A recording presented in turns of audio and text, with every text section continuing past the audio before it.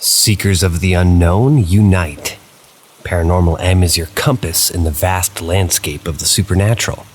Subscribe now and turn on notifications to navigate through our captivating tales, where the line between fact and fiction blurs.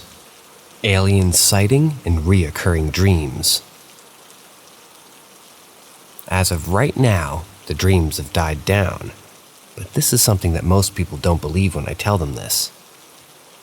A few months ago, I constantly had extremely agonizing migraines followed with brain fog. This always happened at night from what I can recall, and there was always an ominous mechanical humming and buzzing over the roof of my house. After the first few nights of this occurring, it had occurred again, but this time I believe I had actually seen what the source of this sound was. What makes this more disturbing is that I live quite far from any other airports that maybe a dozen-kilometer radius of the area that I live in. And I saw this colossal triangular aircraft with 3 red but dim lights in its corners. There were green, strobing lights on its sides and white lights around the center of the structure. It moved quickly, but sort of low enough for me to notice it. Sadly, I was too slow to capture a photo of it because it just got out of view. After this incident, I kept having extremely detailed dreams about these strange aircrafts. One of which, in particular, was one of the most detailed ones. I was in my house with my mother and suddenly I felt the urge to go outside and look at the sky. I had my camera with me, and when I had walked outside, I saw this huge triangular craft. I took a few photos of it. When I went back inside, time had seemingly accelerated from dawn to sunset. I woke up from that dream with a short but excruciatingly painful migraine. The second dream took place in what looked like a UFO assembly line, with some sort of gas giant outside the window, in space or something or other. I was sitting in some sort of waiting room and a man dressed in what looked like some sort of spacesuit took me on a tour. I saw all sorts of UFO types, cross-shaped, dome, cigar, triangular, cube. A few days after this dream, I had seen the strangest shit I'd ever seen in my life. I'm sorry if my grammar is bad while writing this, because I'm currently on my mobile. I was standing outside with my friends drinking some Sprite, and an hour after they left, I saw this rectangular, dark metallic object with red lights on its corners hovering by the side of my roof. There was a glass panel on the side of it with something, I can't really recall what, inside, controlling it. I dropped my phone in horror before I could take a picture, but it didn't even hit the ground. It felt like time just stopped. I caught something moving in the corner of my eye. I glanced over to my left and saw this gray cylindrical thing with contorted legs and a horn with a glowing end on what would be its face. The way it moved will haunt me for a long time. It was jittery but disturbingly smooth, as if it was rotoscoped into reality. After that, time leaped forwards, and it was as if I'd been standing in that same position for an entire night. I walked in my house and immediately fell asleep. Tried to get my mind off of what happened that night, but I couldn't. I wasn't doing or under any drugs or intoxicants during this.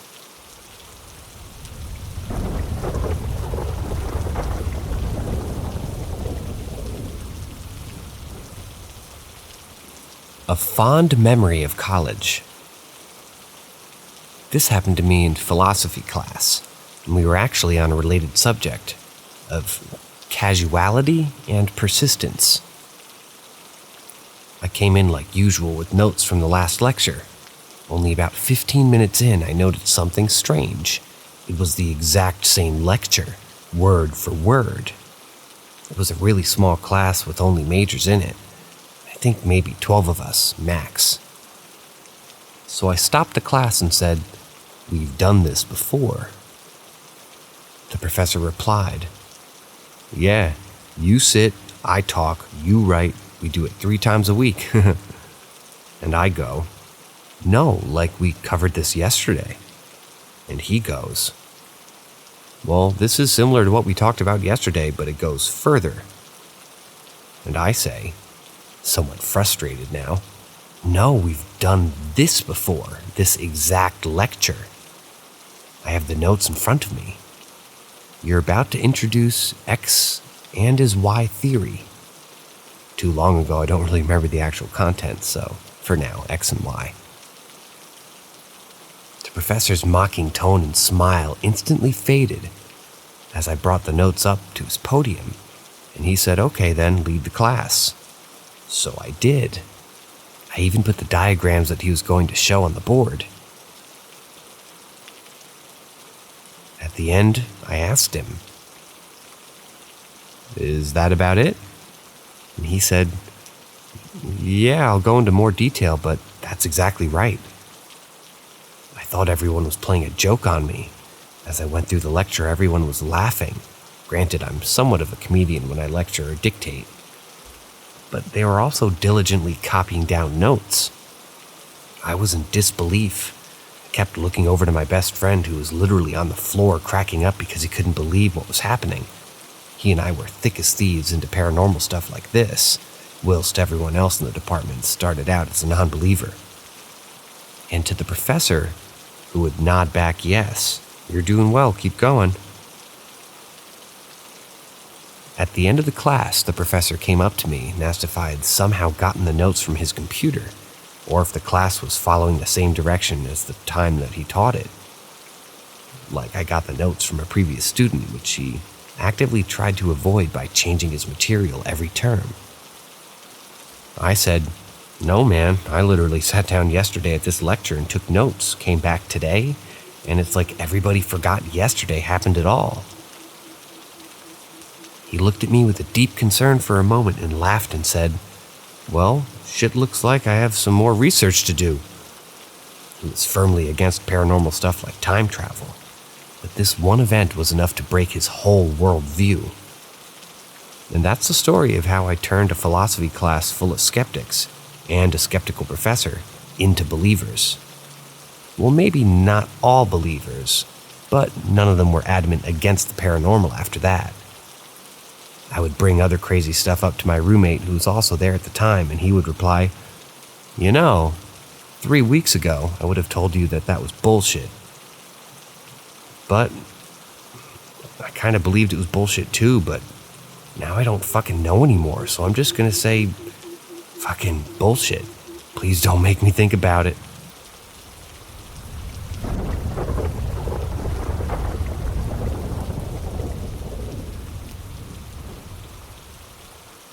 Paranormal or not, this is some scary shit.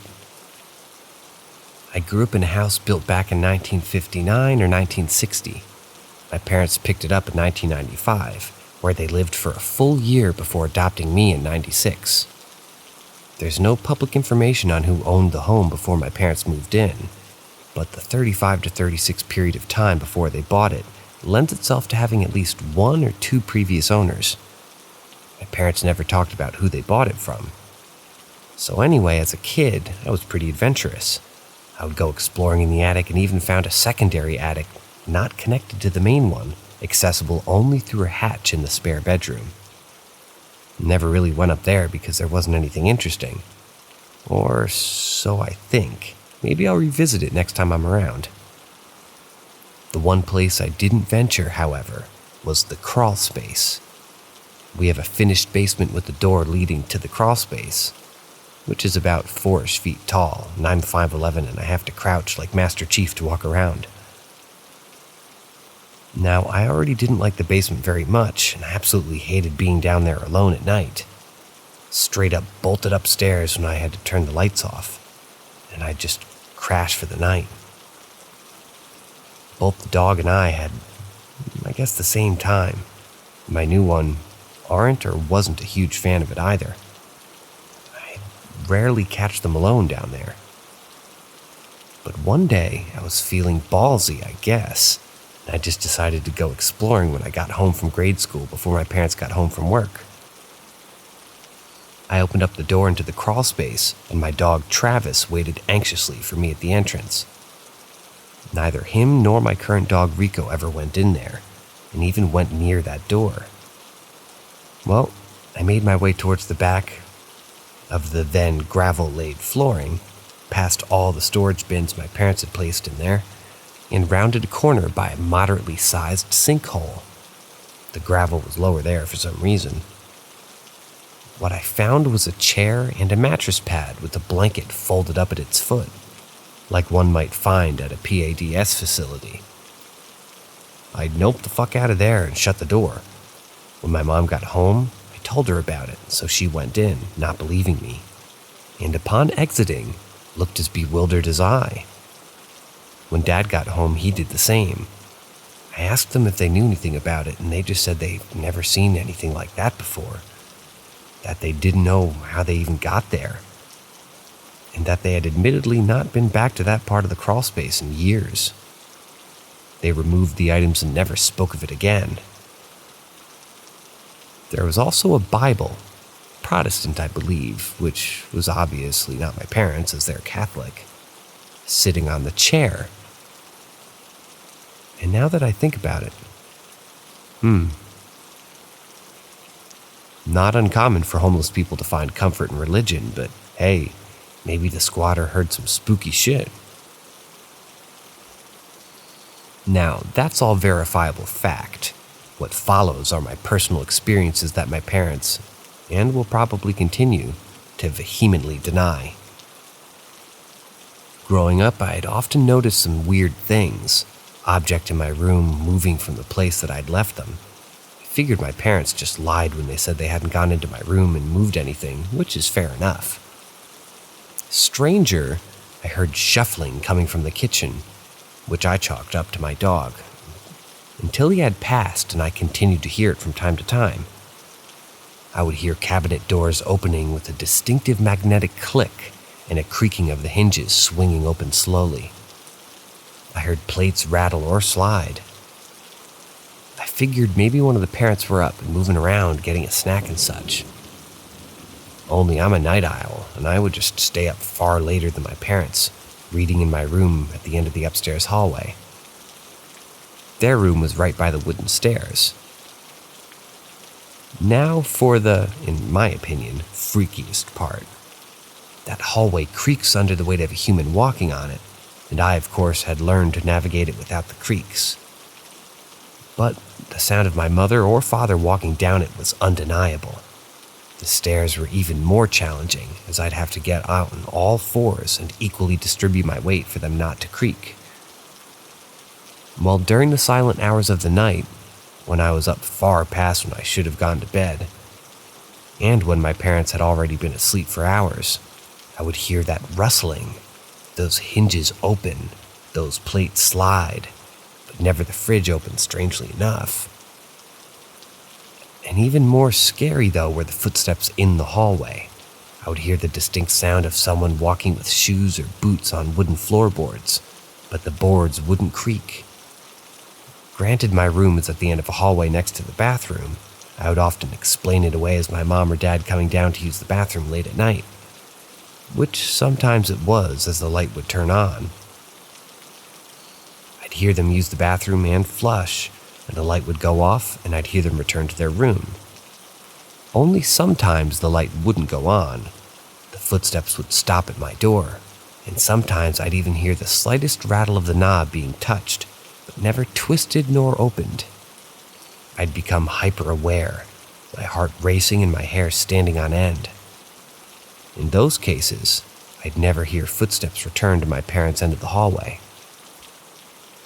My dogs have also acted strangely from time to time, frequently sitting bolt upright and staring at nothing. Recently I had an experience, possibly a sleep paralysis-induced nightmare, but I had felt as though I had real physical sensations leading up to it, of Rico and I cuddling until he stood bolt up in my bed, staring at the doorway. I grabbed his collar and blinked. only to open my eyes and see a white figure hovering with no legs in the frame.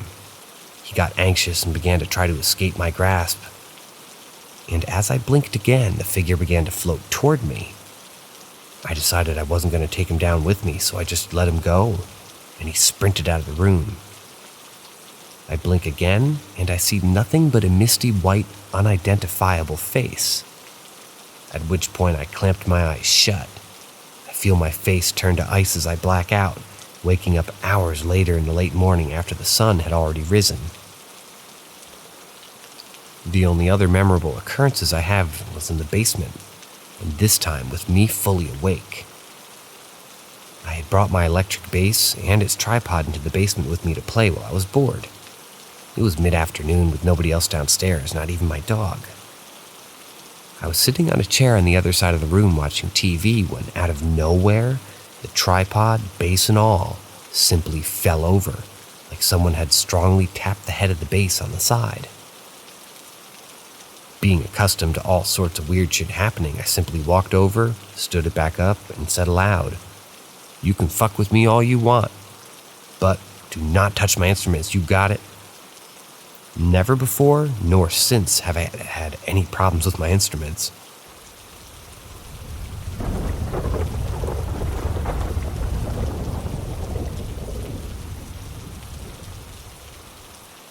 Now this title says Haunted Apartment, but I'm going to go out on a leaf and suggest that they meant Haunted Apartment. My family used to live in an apartment complex as a child, and we moved out when I was about 7 because that's when my parents bought their first house. I must have been 5 or 6 at the time, and I can backdate it to those years before that. I used to sleep in my parents' bed with them, and then one day my parents decided to buy a bed separate from theirs, and they placed it next to their bed. The apartment was on the lower floor, and it had 4 floors. It had a kitchen and a living room. We had 8 people living there, my mom, dad, grandma, and 4 brothers. 2 brothers would sleep in 2 of the rooms each. My brothers are a lot older than me. The youngest one was next to me, he was about 7. My oldest brother is 10 years older. Every brother is 1 year apart. I know, right? My grandma had her own room, and my parents had their own room. My parents' room was a south right door, was south right of the door, which was in the north left. Of this room, my parents' bed faced the door, which faces a hallway. Down the hallway, toward the front of the apartment, on the left and right were the rooms that my brothers stayed. When my parents brought the separate bed, my bed faced a bathroom. Behind my bed and my parents' bed, there's a thin rectangle slit window toward the top of the wall. The details are important, and I'll explain later. One night I couldn't sleep. My parents are sleeping already. The room was dark, but the window of the room, the ambient light from the moon, shined through. I see a figure with a bluish glow. It was a woman in a long white dress and long black hair. The face wasn't visible. She didn't look at me. She was floating in the front of my bed and hung a left to the bathroom that faced my bed. I remember covering my head with a blanket and I breathed. It was hot. And then I fell asleep, and I always told myself until adulthood that it was going to be a nightmare, and it was pushed out of my memory. After we moved out of that apartment to our house, I never really thought about it for years until I was an adult, maybe in my 20s. My brothers, the second and the fourth, one day somehow talked about the apartment. My family kind of split up because the 2 brothers were out of state. My second oldest brother, who slept down the hall, he used to get bad grades and had to focus on issues, and coming from an Asian immigrant family, that was a no-no. My dad used to make him stay up all night late to study and improve his grades. He said that late at night he heard footsteps on the walls of the hallway, as if someone was walking on it. Next morning, he would have scratches on his back. My brothers were saying how some lady committed suicide in that apartment. I've only confirmed it for months with my mom, and we chatted about purchasing a home. Then I asked out of curiosity. She said, yeah, a lady committed suicide in that apartment before we moved in. And that's when I told her the story. Side note, this apartment complex faces a middle school. My brothers used to go there and said that one of the school bathrooms is haunted because a girl committed suicide there or something. The students would avoid that bathroom. Also, my first brother could see spirits and ghosts. He was talking to my other over there, and he just tells them to leave him the fuck alone now. We never really sit down to talk about ghosts, like it's not even a thing, only if it comes up.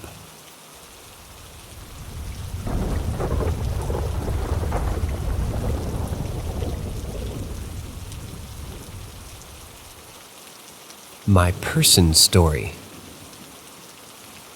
When I was 13, me and my family moved to a big farm as a last resort to prevent homelessness. Yeah, this sounds as cliche, but I wish it was. The landowner had a bigger farm with a production, a bit further down the road, and his caretaker lived next to us. He was an old, happy man with a lot of sparkle and joy in his life, but lived a bit messy and humble. When I was 15, I went away to a school for sports talents for a year on the soccer line, and I was supposed to be there for 2 years, but in the summer holiday I met my girlfriend, who's now my wife. She moved in with me about 3 months after, and with her parents' consent. That's important.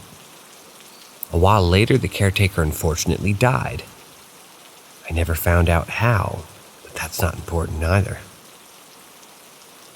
Not long after, we began to hear footsteps out in our yard that was filled with small rocks instead of dirt or concrete, and every night different times and various lengths.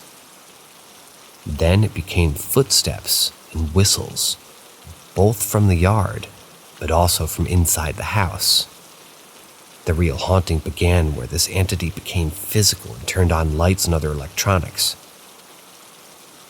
One evening, I was home alone in the room playing games, and from my room I could see the hallway and the bathroom to the right of my room. I sat there and the light turned on in the bathroom, so I calmly asked if it was my girlfriend, that they may have come back from a quick toilet, but no answer. I paused the game and went out to see, but no one was in there. I felt a quick freeze and I was unable to move for a couple of seconds. I heard a deep, angry voice say, "Hello," and a sensation of someone's hand on the back of my neck, like someone found me trespassing the property. I ran as fast as I could down the stairs and out to the garage that faced toward my room's window. I stood there looking up at my window, multiple times, saw quick movements of a shadow, and one time a full-body apparition looking down on me. And then the shadow stopped. I spent 2 hours in the garage in the middle of nothing but just freezing and waiting for my girlfriend and parents to come home. Move a couple of months forward, my girlfriend is pregnant. We moved rooms to get bigger, and a bigger one for us and her daughter. One night we were sleeping and I felt uncomfortable the entire evening, but pushed it aside as tiredness or a mild flu. Well, we laid in our bed, and when both of us were sleeping, I woke up on top of my girlfriend with her neck in my hands and her screaming. I remembered nothing. My name is Patrick, but I woke up as Peter. I had distinct memories of a man's life that wasn't mine, a hateful man. I remember nothing, only that he was awful. Still to this date, 12 years later, some memories just pop up and I see this man in the shadows and feel his appearance near me.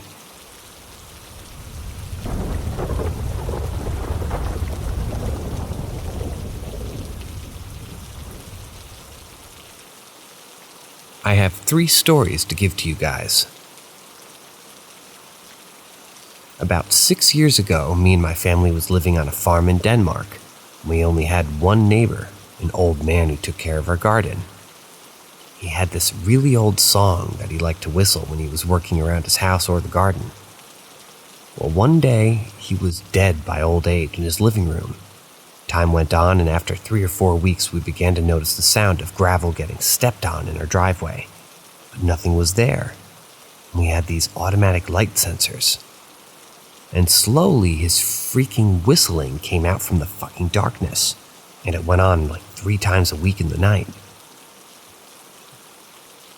So my second is also a part of my first experience, but this one freaked me out. So the ghosts of our neighbor became more direct and kind of violent. Me and my girlfriend were sleeping in my room, and I felt this very negative presence in our room suddenly. I became heavy and I blacked out for 5 minutes. I came back to my girlfriend screaming and begging for me to stop. Apparently I was trying to choke her. I can't remember shit on this, but it wasn't me and my name's Patrick. But I knew that it was Peter, which was also our neighbor's name. And on another night when my girlfriend was out with my parents to do a little late night shopping, I sat in my room playing games and I had a beer when the bathroom lights turned on without thinking. I just assumed that maybe someone stayed to use the bathroom, but then I realized the drive was an hour and a half ago. So I went out and looked. My bathroom was on the second floor, at the stairs, while I was standing there, and I looked around and felt the same negative presence again. And a voice just saying, "Hello," followed by a push toward the stairs. I didn't fall, but jumped these 18 stairs and ran as fast as I could out into the garage and sat there waiting for them to come home. We moved 4 months after that. So my last one is kind of more UFO related. So I hope it's okay. This was like 3 years ago. Me and my girlfriend had moved and was living in an apartment with a balcony. I was out having a smoke when I noticed a green and red light in the sky, just assuming it was an airplane. But I noticed and stood still at the wider part.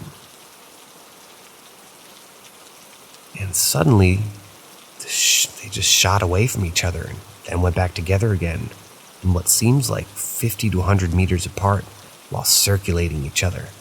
It was there for like 15 minutes.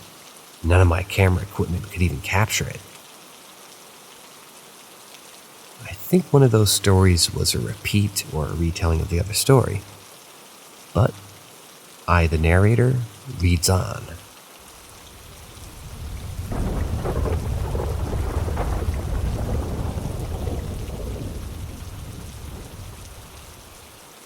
Screaming Ghost. I grew up in southeast North Carolina, just outside of Fort Bragg.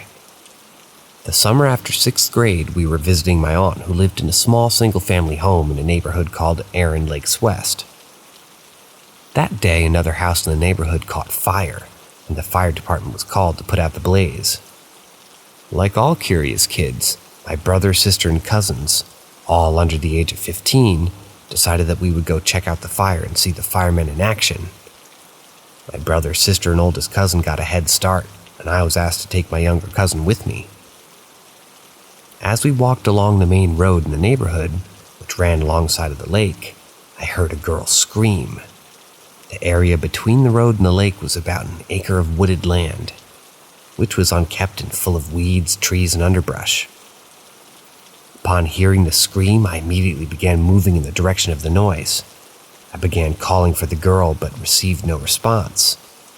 So I ran into the road and stopped the first car that came along, which belonged to a female soldier in military uniform. She exited her vehicle and immediately began searching with me. After a short while, the fire was extinguished and the firefighters were dispatched to her location to assist with the search. In the end, no one was found. No one came forward to say, "Hey, that was me, sorry if I scared anybody." And also, no one reported missing. I believe this was a ghost. The reason I believe it was a ghost was that when the girl screamed, it sounded like she was just a few feet away from me.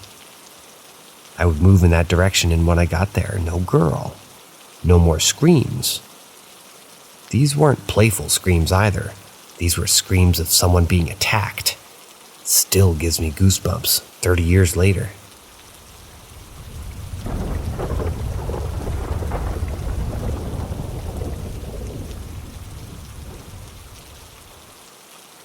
voice outside my room. I think it's super odd.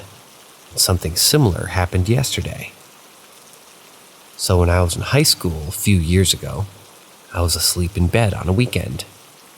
I woke up at like 2 a.m. because I heard yelling outside. My dad works the graveyard shift for context, but he usually gets home around 5 or 6 a.m. I thought it was so weird, but I hurried downstairs. It sounded just like him. He was yelling my name, telling me to let him in and help him. I woke my mom up as well, and she obviously was less than thrilled to be up. Although she heard it because she then said, "What the? Why is he yelling like that?" As we both headed to the side door to let him in. But he wasn't there. His car wasn't there either. No one was. As soon as I opened the door, the yelling stopped too. My mom and I just stared at each other for a good few minutes, unsure of what we heard. It was so weird I even asked her again if she really heard it, and she confirmed it. The thing that made me bring up this whole thing was that it happened yesterday. Or rather, something else happened yesterday. I'm in college now on summer vacation, and this time I was drawing in my bedroom.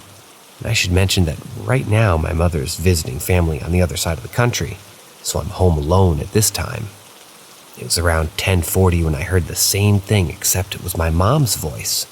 Except she was just yelling my name outside. It lasted like a minute, but I didn't answer the door like last time. It was really strange, and I figured I'd just share it here since it was so recent.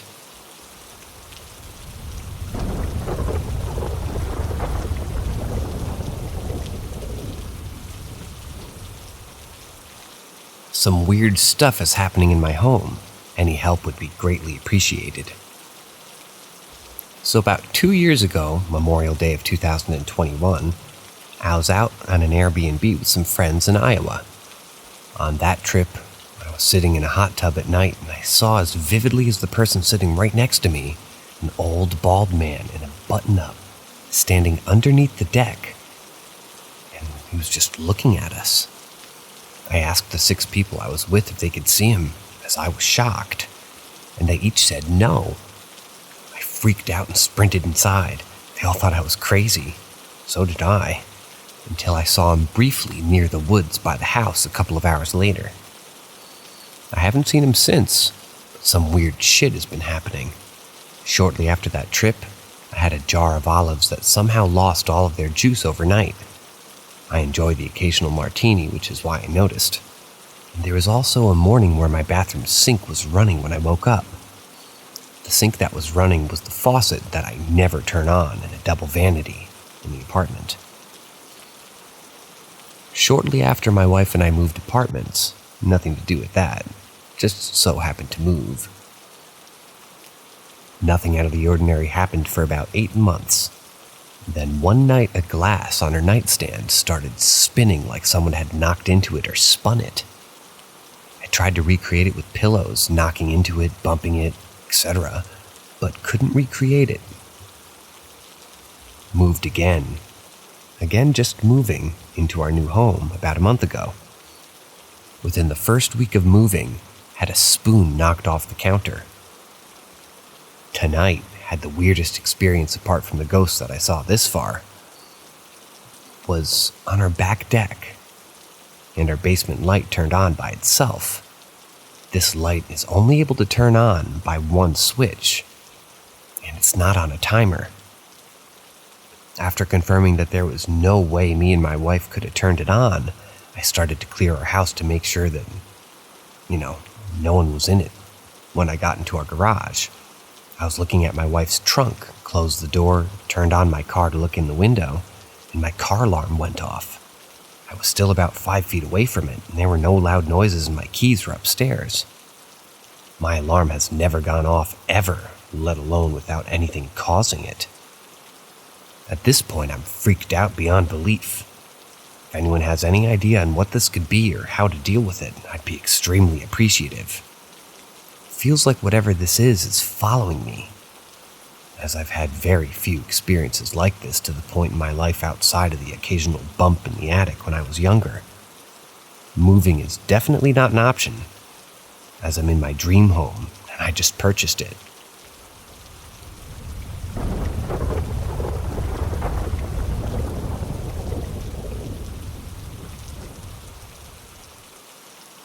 My family and friends keep seeing me around the house, but it's not me. Is it a ghost? A poltergeist? This has been going on for like 15 or 16 years. My family, with the exception of my father, all believe our house to be heavily haunted. It's an old southern farmhouse with quite the history, like so many others. Plenty of deaths, plenty of suspicious activities. It's seen the Civil War. Family house passed down generation to generation. You know the drill by now. This particular activity is nothing new, but it never fails to disturb or perplex. Ever since I was like 6 or so years old, people have seen me around the house in odd places or at odd times, even though I'm actually somewhere else entirely or not home at all. On top of that, the me that they see never looks at them or acknowledges them. I think the first time was my older sister insisting that she saw me standing in the hallway in the middle of the night when she got up to use the restroom, despite the fact that I was tucked into my parents' bed after nightmares. She said I wouldn't answer her, and when she came back out of the bathroom, I was gone. Friends who spent the night would see me walking through the kitchen only to sit up and see that I was still fast asleep beside them on the couch. My father, who doesn't believe in the paranormal at all, insists that he once was even speaking to me while I was sitting on the couch, and I wouldn't even look at him. Apparently, I just stood up and walked away without acknowledging him. I wasn't even home when this happened.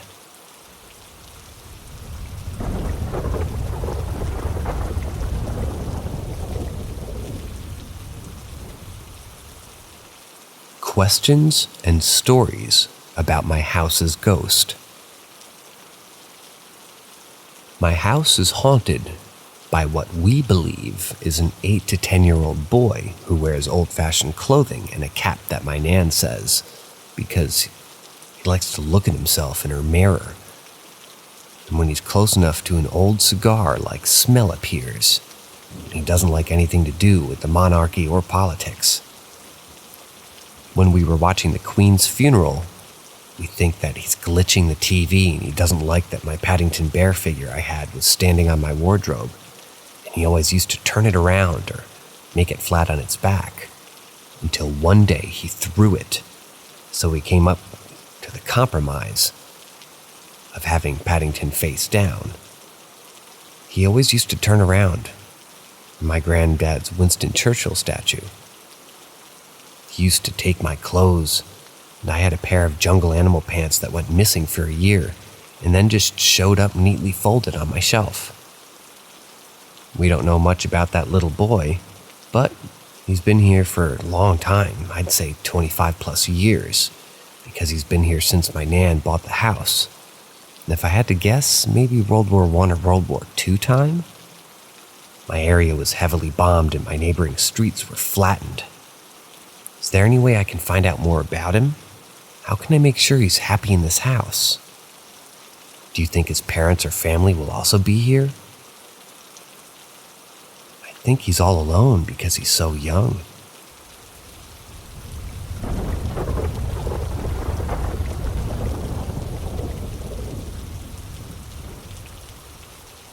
I'm looking for info on what's been happening to me. I have something that's messing with me and my fiance, and I'm looking for really any info anybody can give. There's two main parts of what's been going on that might be connected, but I can see it being two separate entities. I live in Arizona, and back in October or November of last year, my dad was nearing the end of his life. My lady and I were driving home, and we seen a skinwalker walk right across the road in front of us. Had to be around 6'5" and looked like a coyote deer person, and so skinny, almost like part of it was missing.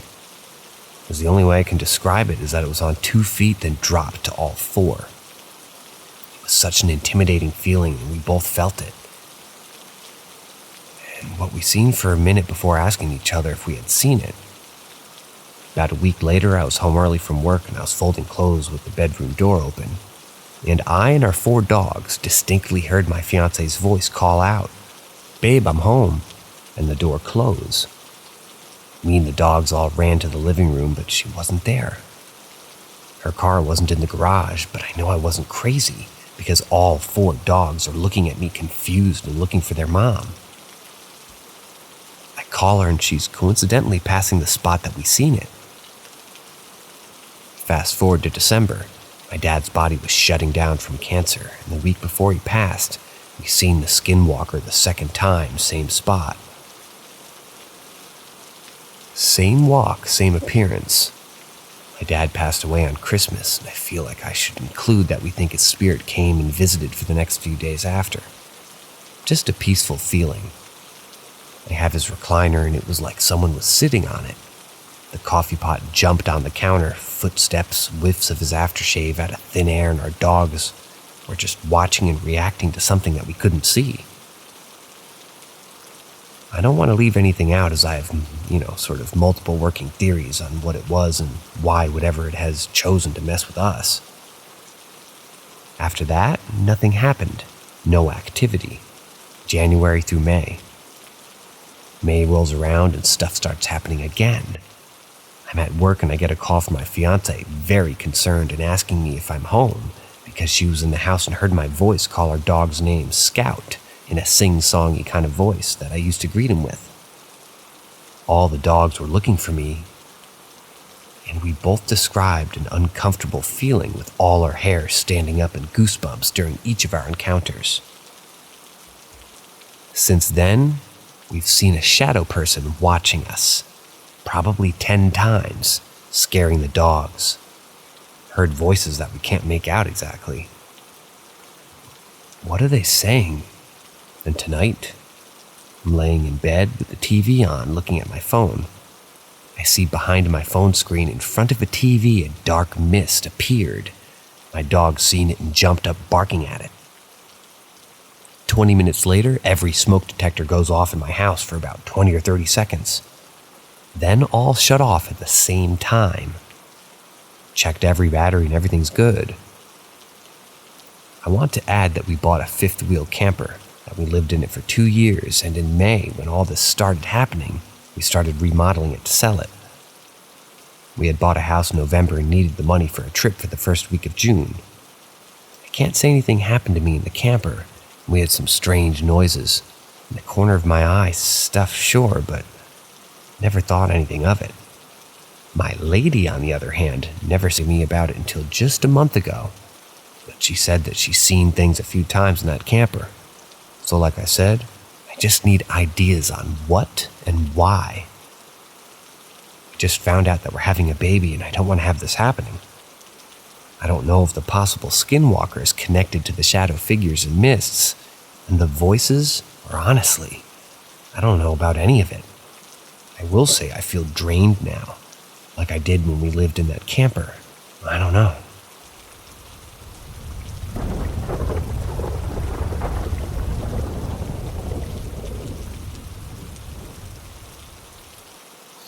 I was saved from an accident. 19th of May, 2021. It was a very sad day for me. One of my cousins, who's also my best friend, unexpectedly passed away just a week prior to what would have been his 26th birthday. I decided to drive to his family to offer condolences and be with them during this difficult time. It was a long drive from one end of the country to the other. Along the journey, I was driving across a long, empty stretch of road. It was the early hours in the next morning now, and the car was in cruise control, and I was feeling pretty sleepy. I wanted to get out of there in order to find a side road and rest. But my sat-nav was telling me that I'd have to keep driving for about another 20 minutes. I tried to stay awake as best as I could, but it had been a very intense day and something that had never happened to me happened. I started to fall asleep behind the wheel. I fell into a vivid dreamlike state where I was still semi-conscious, but barely. I had some strange dream and vision that I had a car accident along the same road and I was looking at my destroyed vehicle from a third-person view. My car was also on fire and I was trapped inside of it. I felt a strange sadness and goosebumps when I looked at the scene from the third-person perspective. Suddenly, I heard a panicked, loud voice of a stranger. "Wake up!" It sounded like a young man, and I had a sense of urgency to it, too. I got shook and woke up immediately. I got extremely shocked as if someone was in the back of the car. I turned back immediately and my car swerved a little, and then I turned to face forward. I noticed that I was speeding towards a temporary red traffic light with 2 or 3 cars parked behind it, 100 yards out. The visibility of the road had been poor, but the road prior to this was empty. I didn't notice any cars in front of me before then. I don't know where they came from, as there was no adjacent slip road leading into the temporary lights the cars could have just slipped in from. I managed to get out of the area, parked my car at a service station, checked my car including the trunk to make sure no one was in there, and then I rested for a few hours.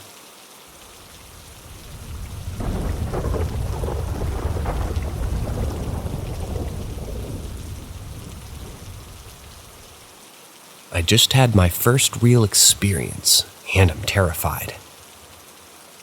It's 5 a.m. right now, and this happened at about 4:30 a.m.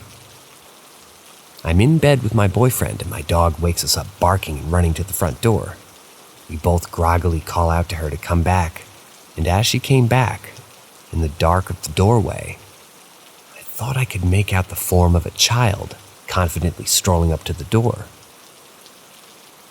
I yell out a little bit from surprise and only partially to my boyfriend. "Oh my God, what the fuck?" And the figure I thought I saw was of a dissipated sort of a thing, and it swooshed to the left toward the spare room door, which is directly next to the bedroom door to the left. And I had left it closed. My boyfriend is asking what happened and what's wrong, so I'm telling him what I thought was there, saying that it must have just been my brain making shapes from the bathroom door. As I'm saying this, the same childlike form peeks around the doorway, like it was bending from the hips and peering in at us. I scream again. "No, there's somebody there, I swear, there's something really, really there." And the figure stands back up straight, turns, and quickly walks away back toward the front door. I could see it bobbing like it was really walking. I was fully expecting to hear the front door, but nothing came. Boyfriend went out with my light to go look around, and sure enough, nothing's out there. Front door's locked. We turned on some lights and I asked him to come up with me to get some sage from the living room. We do, and when I get back to my cabinet of sage, crystals, and incense, I ask if he's touched anything over there. He said no. My incense plate holder was upside down. I swear I saw it. I've never seen anything like that before. I'm not a stranger to the paranormal, but this was the first time anything truly happened to me. The weirdest part is how my cat and my dog, after the initial bark and run, weren't bothered in the slightest. Dog had run back and hopped into bed, got cozy, and the cat just laid on his bed and wondered why we were freaking out. Cat's in my doorway, and now he's happy as a clam. If that's anything to go by, then I'd say it's not something harmful or negative. However, it made me so incredibly uncomfortable. I did walk through the apartment with Sage. I told whatever it was that it wasn't welcome here and needed to leave. I have almost all the lights on now. My boyfriend's back to sleep and I'm staying up until my alarm at 7. Please, I've seen so many videos, I've heard so many stories, but having it literally at my door has me feeling like my body's on ice, and I'm trying to rationalize what I feel, and it can't be rationalized. I'm all about you can see shapes in the dark explanations, but in my experience, those shapes don't move.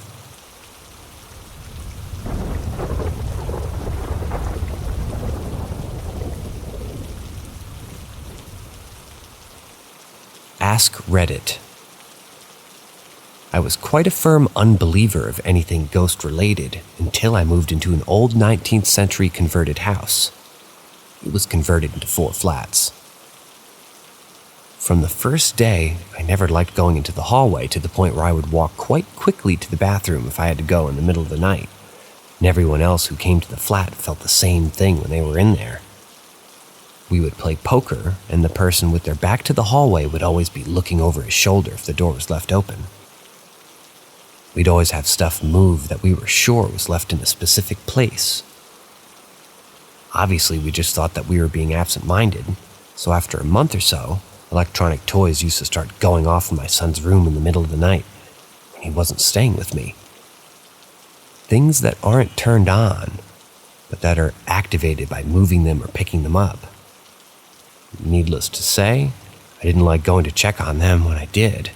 As soon as I opened the door, they would stop. So I used to set up a camera in there and have it film on a torch. I'd leave it running, and every time I went back to it, sure enough, the light was on. Wish I still had those videos. I only ever caught the light going on and nothing else. No ghostly figures or anything, just the light switch on. I used to do it for dinner guests whenever they came round and never really was disappointed. I even remember using a keyring torch of a friend once. Then after a few more months of this going on, my partner at the time and I were sitting watching TV and we heard a beeping noise. Didn't think too much of it and we carried on watching TV. I needed bathroom break after a few minutes and got up, noticing a glow coming from the kitchen. When I went in there, the microwave was microwaving away with nothing in it. I can only assume the beeping was the microwave timer button being pressed. I wish I could say that it's a faulty microwave, but I've still got it today and it's not done since I left. Or rather, not done it. I also remember waking up in the middle of the night having the covers pulled down on the end of the bed. I remember thinking that it was my partner pulling the covers by moving in her sleep, but she was completely still. I do remember pulling them back up and there was resistance. Couldn't bring myself to look at the bottom.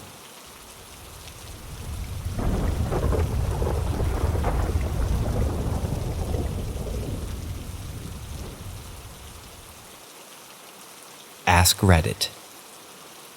I hate ghost stories. And being a natural skeptic, I read stories like these and immediately think, these are bullshit. But that's just built in my defense mechanism. And that said, I never wanted to believe in the existence of such a thing until I had my own experience. An old girlfriend of mine and I went to visit some friends who had recently purchased a new home in Chicago. It was one of your typical Chicago-style bungalow homes. So the guy's showing me around the house and everything is pretty standard fare until he says, "Let's go check out the wine cellar." "You have a wine cellar? Sweet." So we go into one of the bedrooms, and in the closet, there's this small half-sized door with locks on it to lock it in a manner so nothing that's downstairs can come up into the house. We open the door and it leads down into a full-sized basement. At first, I thought it was just really cool, and then I started to ask why the only way into the basement was through this weird door in the closet. My friend had no clue, but he didn't really think anything of it. I recall feeling kind of strange and uncomfortable down there, and later on that evening, we all went out for dinner and drinks and returned to the house to catch some sleep. They had 2 couches that my girlfriend and I were asleep on. Now, it's not uncommon that when I'm sleeping somewhere for the first time that I have a difficult time falling to sleep. So I'm lying there on the couch just staring at the ceiling and listening to my friends busily moving around in the back of the house. Or so I thought. After lying there for what seemed like a couple of hours, listening to all these back and forth footsteps and the sounds of a door opening and closing, I decided to get up and go see our friends and if they were still awake. When I got to their bedroom door, I realized that everybody was very much asleep. First, I was a bit freaked out, so I went back to my couch, pulled the blanket up to my chin, and just laid there with my eyes wide open. More noises. By the time I heard the doorknob of the front door turning, which was only a few feet away from where I was lying, I literally just started laughing. I had no idea what else to do. I wasn't scared, I was just kind of blown away by how surreal it all was. Finally, I drifted off to sleep, The next morning, I woke up very groggy and my girlfriend was already sitting up on the couch across from me. As soon as her friend walked into the room, the first thing that she said was, "Dude, your house is totally haunted." Couldn't believe it, but the whole time she was hearing the same thing as I. When we tried to talk to our friends about it at breakfast, they absolutely refused to discuss it. That was the last time that we stayed there.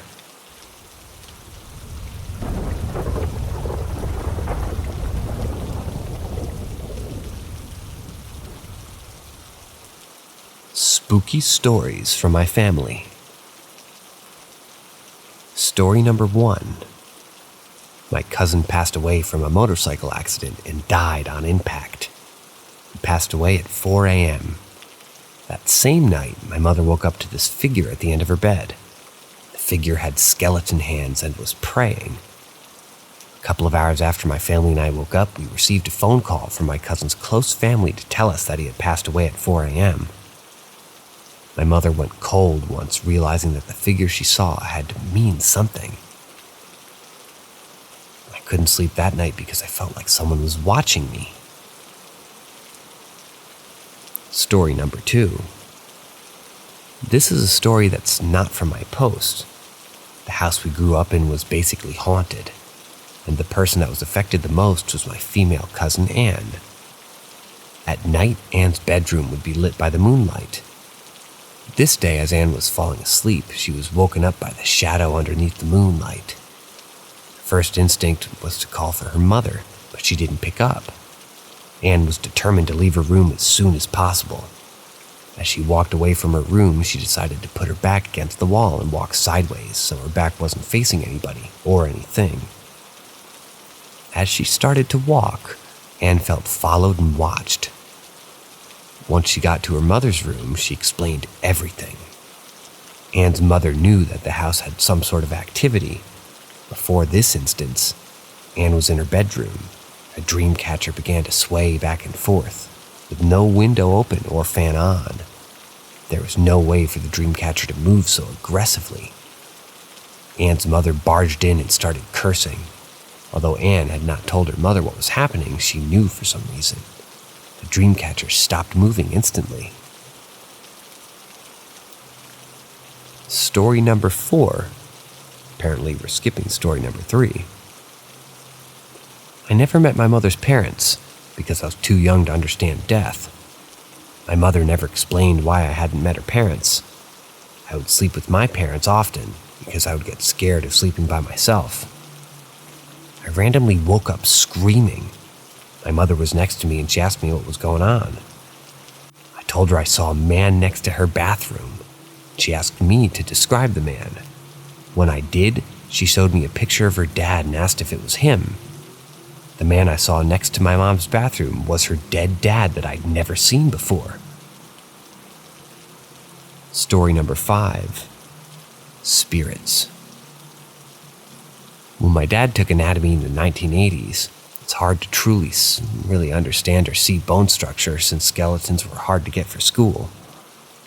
In my country, grave robbing wasn't a crime at the time. My dad and some of his classmates decided to go to the cemetery at night and find freshly dug graves to study bones. While he was looking for good-looking bones, his friend alerted my dad because he saw a guy with a flashlight who they thought was the nighttime guard. Once hiding, the person with the flashlight disappeared and they saw a crowd of people with what seemed like a reunion. This was obviously weird because it was midnight. People disappeared and my dad, a skeptic, didn't know what to do. His friend ran out and climbed the gate.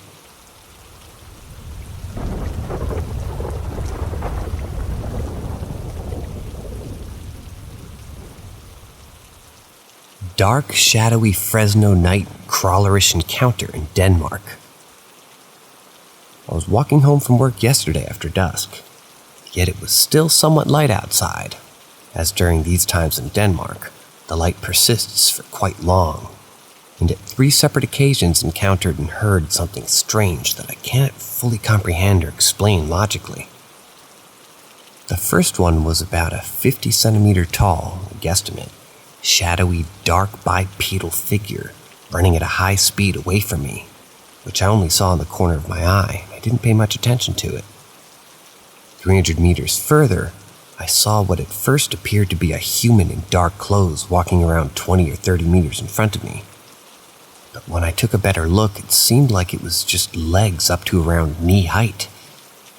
After I realized what I had seen, and just couldn't make any logical conclusion of it, it turned to the left and walked through a tree line, after which it seemed to have switched to 4 legs and disappeared by the time I walked where it had been standing previously.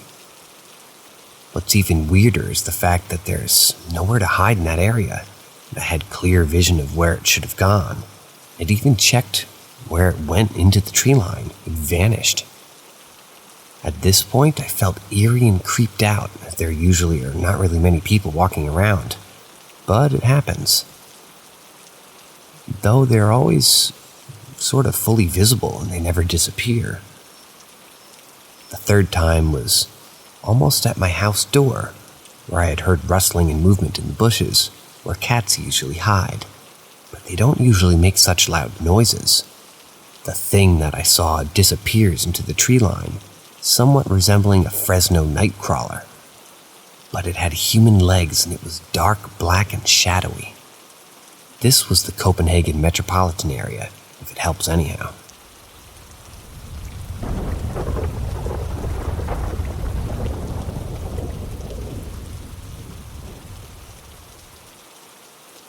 Late night TV watcher. Years ago, I lived in a cute little spot in a benign, safe neighborhood. The spot was recently built, maybe 1 or 2 years old, and I was thrilled to sign the lease in the area. My residence was basically the size of a studio, but with a walled-off bedroom. All the neighbors were great and everything was excellent, but from the day I moved in, I was not at ease. I've always been solitary and I lived and stayed and camped in some of the more questionable places, so I couldn't put my finger on why a trendy, well-built new residence would give me a feeling of dread and discomfort. I would sit on my couch and feel constantly watched. If I took a nap, I would wake extremely anxious. I started sleeping with the lights on for no other reason than the pitch black just kind of felt weird. I started spending more and more time at my partner's place, so these feelings of unease I just chalked up to not wanting to be alone or being busy and looking forward to plans. Cut to a few months into my lease. The feelings of unease are daily, and I'm waking up consistently in the middle of the night with unprovoked anxiety. One night in particular will always stand out to me. I had a small TV in my bedroom I would occasionally watch movies or shows on. 2 or 3 in the morning. Sounds cheesy, but I promise that was the time that my TV was on. I groped around the remote, assuming that my cat had walked over it. I turned the TV off and closed my eyes. Seconds later, the TV clicked back on. Instinctually, I stayed still, not wanting to believe that it turned back on. I found the remote on a nightstand, and again clicked it off. This time pulling the batteries out, thinking that the power button was sticky. In defiance, the TV turned back within 30 seconds, but this time the screen was entirely white, unlike the standard Roku homepage. I popped up, said to the air something along the lines of, "Absolutely not," or maybe "knock it off," and I unplugged the TV. I never experimented, with the TV, and I'm thankfully in the next month I'm moving into a different residence. I even got rid of the TV, assuming that at best it had an electrical failure, and at worst it was some sort of unintentional portal.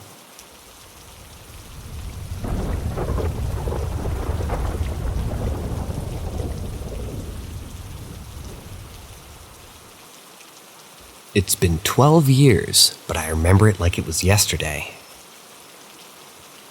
When I was 19, my uncle asked me to stay with him for the summer. He had just bought a home in rural Pennsylvania, farmland out in Amish country. The home and property were pretty run down, so he was paying me to stay with him for the summer and working on fixing things up. It was a large old home and had 2 staircases. One small one in the back part of the house that led directly into his bedroom, and then the main staircase by the front door that led to the other bedrooms. Being a teenager, I used to stay up downstairs watching TV after he had gone to bed. After a few weeks, I started to get a weird feeling being alone at night. I would just start to feel like there was someone else downstairs. Sometimes I would think I had heard someone whispering. I would get slightly paranoid and find myself glancing in the direction of the adjacent room. And it had nothing but just a couple of chairs in it. I chalked it up to the fact that maybe it was just an unfamiliar house. It gets incredibly dark out there in the middle of nowhere. As time went on, my uncomfortable and scared feelings started escalating. It's hard to explain, but I had that uncanny feeling of being watched when I was alone at night. There were times when I would get up and go to the other rooms downstairs and turn on the lights just to look and make myself feel better. I eventually just stopped staying up downstairs and would just go up to my room and read. Not long after, the sense of someone else being present began following me into my room, which hadn't been the case before. It was like one moment everything was normal and I was happily reading or lying in bed, and then I would get this weighty feeling of something entering the room and watching me. I just tried to ignore it, and I'd eventually fall asleep. Things continued to escalate. The presence started following me into my room virtually every night. I would immediately notice because there would be that weighty change in the feeling of the room, and the temperature also seemed to get colder. I would lie in bed at night and hear whispering or breathing in the room, and I started sleeping with the lights on. This next part is the point in the story that the title of my post is alluding to. One night I was lying on my bed with the lights on, reading. I was pretty tired from work that we did that day, and I was falling asleep earlier than usual. Everything was normal in the room at this point, and I felt relieved because I just wanted to get a good night's sleep. I set my book down and drifted off to sleep. Sometime later, I started to be awakened by a strange sound. Lying there with my eyes closed, I could hear something that sounded like rubbing. It wasn't loud, but just this constant, faint rubbing sound coming from nearby. I regained consciousness enough to think, "What's that?" And when I came to, I was opening my eyes, and I looked down toward my chest.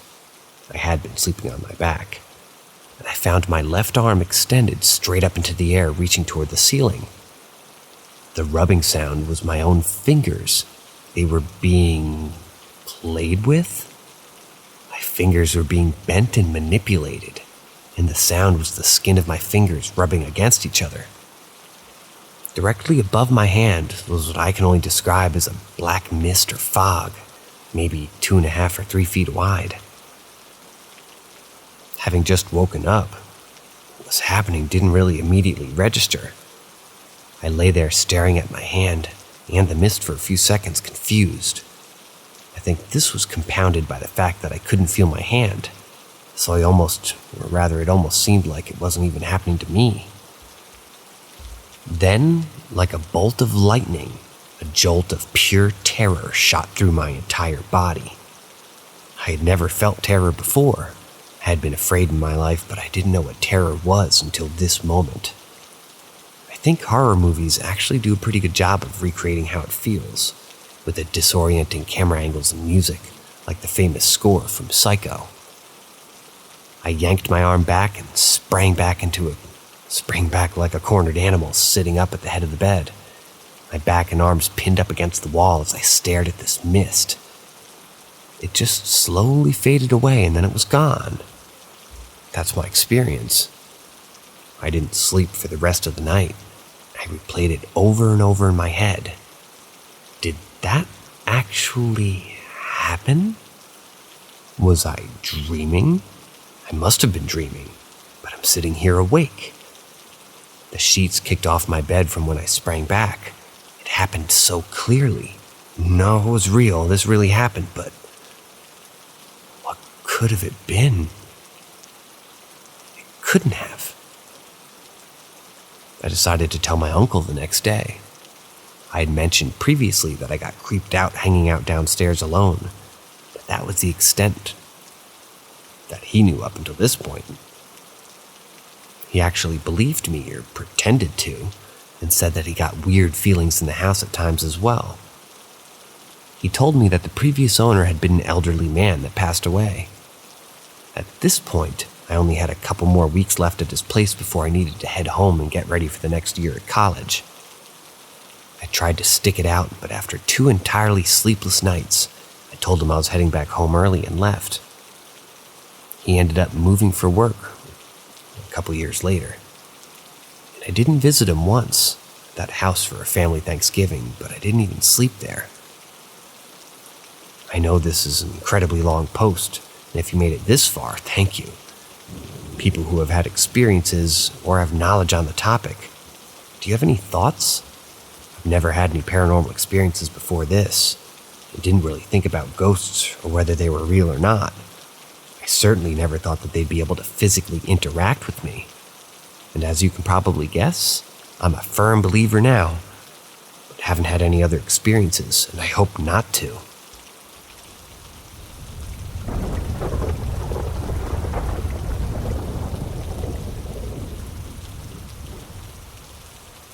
You've felt it before, that chill, that sense that something's behind you. We've felt it too. Welcome to Paranormal M. Subscribe and explore the unexplained. An awful night at my great-aunt's house.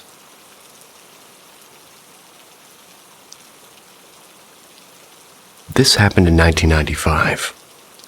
I was 8 years old, and I was staying the night at my great-aunt's house in Methuen, Massachusetts. I don't know if that's the right way to say that. Methuen? Methuen. Never heard of it. It was a 2-story house, but there was a 3rd floor with a pitched roof. It was basically an attic, but it was completely finished. Walled and heated and carpeted. It was accessible by an actual staircase. At first, they had me set up just to stay in the guest bedroom. I was only there for a few minutes when I asked my great-aunt and uncle if I could stay in another bedroom. There was a painting on the wall of what appeared to be baby Jesus, and it scared me. Throughout my childhood, I was scared of many, many paintings. A few years ago, I actually found the painting on Google. If anybody's interested, the painting is called The Light of the World by Charles Bosserin Chambers.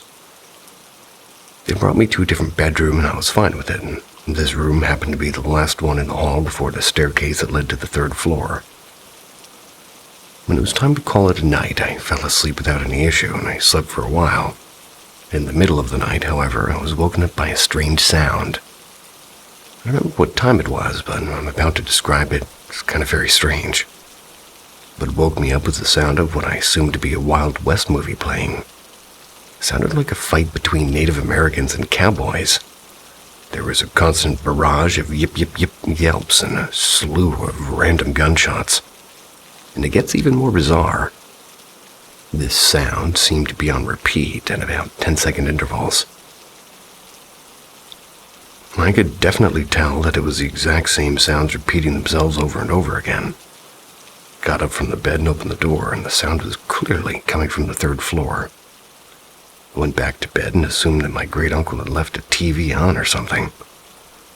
It was known that he sometimes slept up there. I tried to fall asleep, but I couldn't, and the sound was relentless. It kept on repeating itself for hours. I had the hardest time falling back asleep, but I eventually did. In the morning over breakfast, I told my great-aunt and uncle that I had a difficult time sleeping because of a loud TV being on. They both looked at each other pretty baffled.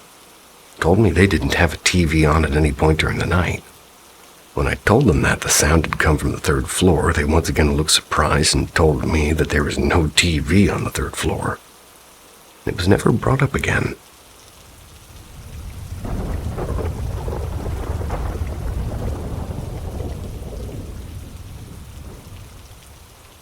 A wholesome experience.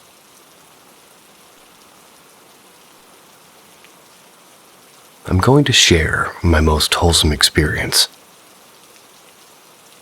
My great-aunt lived in a historic house on 80 acres of land in upstate New York. The house had even been declared a landmark by the state, with a plaque that claimed the house had been built in 1640. The summer when I was 10 years old, I stayed with my grandparents, whose property was adjacent to my great-aunt's EE's. It was about a quarter-mile hike to get to her house from theirs, and EEI.I. It's a very weird name. They invited me to stay the night with her one time, but she warned me that she had a ghost in her upstairs who loved children, so I was likely to get a visit. Thought she was messing with my head and didn't think much of it. She set me up in one of her upstairs guest rooms, just down the hall from her bedroom. I had settled in and gone to sleep, and deep in the night, I have no idea what time, but I woke to a soft glow in the hallway under the door of my room, and the sound of soft footfalls creaking in the hall outside. At first, I thought it was my aunt, but the steps kept pacing back and forth, and the soft glow was moving with the footsteps, up and down the hall. I began to get nervous, remembering EE's warning about the ghost. I turned over in bed so that I couldn't see the moving glow in the hall and looked out the window next to my bed, trying to ignore the footsteps, and fell asleep again. A while later, I woke to my bedroom door creaking open, and my room was lit by that soft glow, like somebody had come in carrying a candle. I felt a cold chill on my back and tensed up with fear, shutting my eyes tight. I feel a gentle hand begin to stroke my hair away from my face, and I thought maybe it was E. So I open my eyes and I look around, and the room is lit with the candlelight glow, but there's no visible source. I lay back down, eyes squeezed shut tight. The sensation of the hand stroking my head comes back, and I hear a gentle shh. Then I feel a soft kiss on my forehead, and I was filled with this deep sense of love and peace. The glow left the room, and I was able to fall asleep right away. I stayed over with E a couple of other times during that summer. I would hear the footsteps in the hall and see the soft glow that went with them in the hall each time. But she never came into my room again, that I was aware of. I think she didn't want to scare me.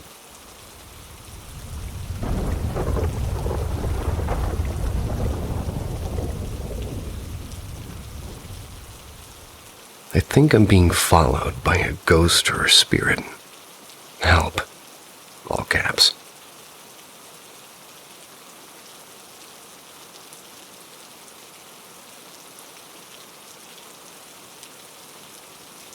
My mother died when I was 9 in a car accident caused by a drunk driver. Me and my older sister, Kay, moved in with my father, and my 2 younger sisters moved in with my stepfather. I want to start this by saying I truly don't believe it's my mother that's doing the haunting, and that this is all caused by my own stupidity. But now I don't know what to do. When I was a senior in high school, we moved into a tiny 3-bedroom house. I had a creepy basement with no outside entrance, but on the outside of the door was a chain lock right above the doorknob, which made no sense. Right off the basement door was the back porch, where you'd head through to get to my bedroom. But then you would walk through my bedroom to get into my sister's room. My cat, who was more obsessed with my sister than me, refused to go into my sister's room. She would hiss and freak out every time I tried to walk her toward the back of the house. Once, one of my friends brought over their dog, and I put my cat in my room for safekeeping. I went back in there 15 minutes later, and after they'd left, and the whole room was a mess from her running around, and there was piss and shit everywhere. She had never done anything like that before. There was another time when I was laying in my room and my sister was laying in hers, and the door between the rooms was slammed shut. She threw open the door and started yelling at me about shutting the room off. When she saw my face, she realized it wasn't me, and I slept on the couch, and she slept at her boyfriend's house. Basically moved in with him after that. In a moment of divine teenage stupidity, my friends and I decided to use a Ouija board. We only used it for a moment or two. We opened the board and started and got freaked out because we felt like we were being watched. We closed it off and put it away. It wasn't even a week later that the basement door chain was ripped off and there was gouge marks on the door. The week after that, I went to my sister's room to grab something to take to her, and the room was covered in gnats. Couldn't find anything that would have caused it. Family issues led to me moving in with my stepfather and my little sisters right after that. It was only a 2-bedroom house, so I slept in the basement in a little nook, and my sister P slept on the other side. I would often hear the sounds of footsteps stomping overhead, even if I was the only one home.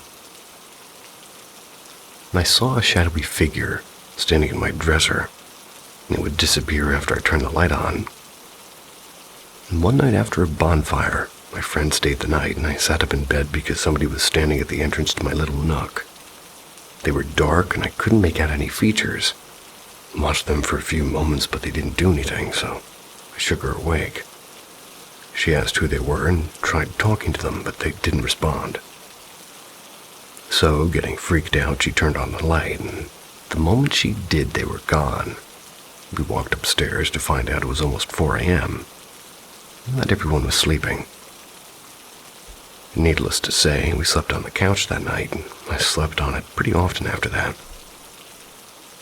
Not long after I graduated, moved into an apartment with my now husband B and became pregnant. You would hear doors shutting, which isn't super strange because we lived in an apartment, so obviously you can hear your neighbors. Sometimes I could hear whistling at the back of the apartment. Sometimes I would hear my daughter giggle over the baby monitor when she was learning to talk and talking to someone she called Nana. Once our burner turned on and burnt breakfast leftovers that had been sitting in a pan. And I know it wasn't us because we had breakfast at 7, and it was 11 a.m. by the time we realized something was burning. And it was turned all the way. We bought a new house around the time my daughter turned 3. Everything was fine for 2 years, but I recently just had a new baby, and things have been getting weird again. The first thing I noticed was my first day home alone with the baby. I'm sitting on the couch singing to her, and right above me I heard stomping like somebody was walking through my attic. Obviously, there's no one up there, so I brushed it off to sleep deprivation. But now my daughter's 4-month-old and sleeps way better through the night. So I know I'm not tired, and I often hear the sound of doors shutting and toys going off when I'm the only one home with the baby. My dog always runs to check out the noise, so I know it's not just me hearing things. I have stepped outside to have the door shut randomly behind me when the girls are napping, and we've had cups fall and break out of the cabinet in the middle of the night too. My husband works out of town a lot, so I'm alone at night with the girls. Often get the feeling that I'm being watched. And I sleep with a pocket knife next to my bed. Family was murdered the night I gave birth to my daughter, 4 houses down. So that's not too crazy in my opinion. I'd have way more than a pocket knife. But what drove me to post this last night, as I woke up from a dead sleep because I heard my baby crying, was followed by a soft hello and a shushing noise, to which my baby calmed. I relaxed for a second, thinking my husband was taking care of it. Then I felt him shift behind me. I've never bolted out of bed and grabbed that knife so quick in my life. Threw my door open and my dog was sitting outside of the baby's room watching the door. The baby was awake in her bedroom by herself. Her cheeks were still wet from tears, but her pacifier was in her mouth. She was looking around. And she's 4 months. She can't put a pacifier back into her mouth after crying. I checked the house and it was all clear. I didn't sleep the rest of the night and I spent it scrolling the internet to find out if anybody else has had this problem. And no, my husband doesn't believe anything's happening. He doesn't believe in this kind of stuff. He thinks there is an interference over the baby monitor and it still doesn't explain the pacifier or the stomping or the doors being shut. Or the pacifier being back in their mouth after crying, I would add. I just don't know what I should do. Whatever it is, it doesn't seem to know if it wants to burn my house down or nanny my kids. Or maybe it just wants us gone from the picture to have the girl to itself. I don't know what to do or what to think, and I'm almost 26 now, and this all started when I was 18. Any advice or help would be so amazing, and I'd be so grateful. Really don't know what to do.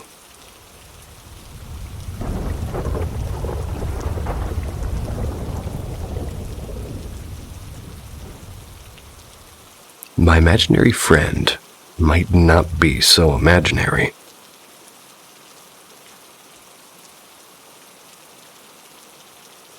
When I was about 11, I was sleeping in my room when I suddenly woke up by my sister crying and asking to sleep with me for the night. I asked her what was wrong, and she told me that when she was in her room trying to fall asleep, that she felt something on her leg. She told me that when she looked, there was a small pale white hand reaching over the side of the bed, grabbing onto her ankle. This is when she decided to get the heck out of there and run to my room. Seeing my sister like this didn't scare me, but made me feel like I needed to protect her. So as she fell asleep, I kept watch as long as I could before falling asleep myself. When I thought of scary things at the time, I thought of monsters under the bed or in the closet.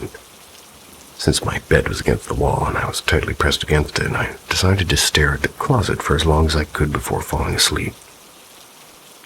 When I woke up, my sister was still asleep beside me, but I was shocked to discover my closet door wide open. And one thing you need to know is that my closet door and the door to my room were located directly beside each other, one on one wall to the left, and the other was located in the wall toward the feet of my bed.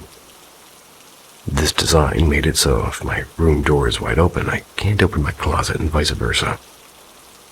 So discovering my closet door completely open the next morning was a shock, because the only way it could have been open was by somebody inside the room, and you would not be able to leave the room after doing so. I decided it must have been my sister, but when she woke up, I asked her and she told me she never left the bed. This is where my imaginary friend comes in. When I was about 9, I started to talk to my new friend. When I would play with my new friend, I, for some reason, decided he lived in my closet, and that's where I would play with him. When my family asked me for his name, I told them that he wouldn't tell me. I used to talk to him a lot before and after school, pretty much every time I was in my room. And this continued till it was my 11th birthday, and I decided an imaginary friend was stupid, and my friends at school picked on me for it. So I told him I couldn't be his friend anymore. 2 weeks after this is when my sister came rushing into my room. Years later, I was about 17, and I was out to lunch with my mom and dad, and I asked my mom if she ever had a spooky encounter with a ghost or something. The thought came into my head because I was up watching scary movies with my friends. She told me that as a nurse, she's seen many creepy or crazy things while working. But she said she also had experienced stuff at home. She told me that when I was younger, she would hear what sounded like small feet running through the hall outside her rooms. She would assume that it was me getting up to use the washroom, but when she would go to check on me, I'd be dead asleep with the safety gate locked on the side of my bed. I moved a lot in my sleep and would sometimes fall out of bed. Me too. She told me that this would happen almost every night for a couple of years, and I told her that I thought that was crazy because I was afraid of the dark and I hated going to the hall at night. She also told me that something else that shocked me and, sent shivers up my spine. My house used to be an apartment building, and at some point a family lived on the top floor where our bedrooms are now.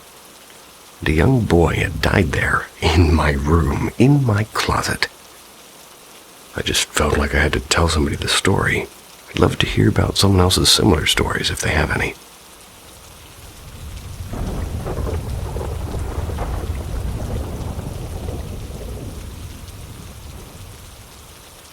Reader reveals a spirit attached to me.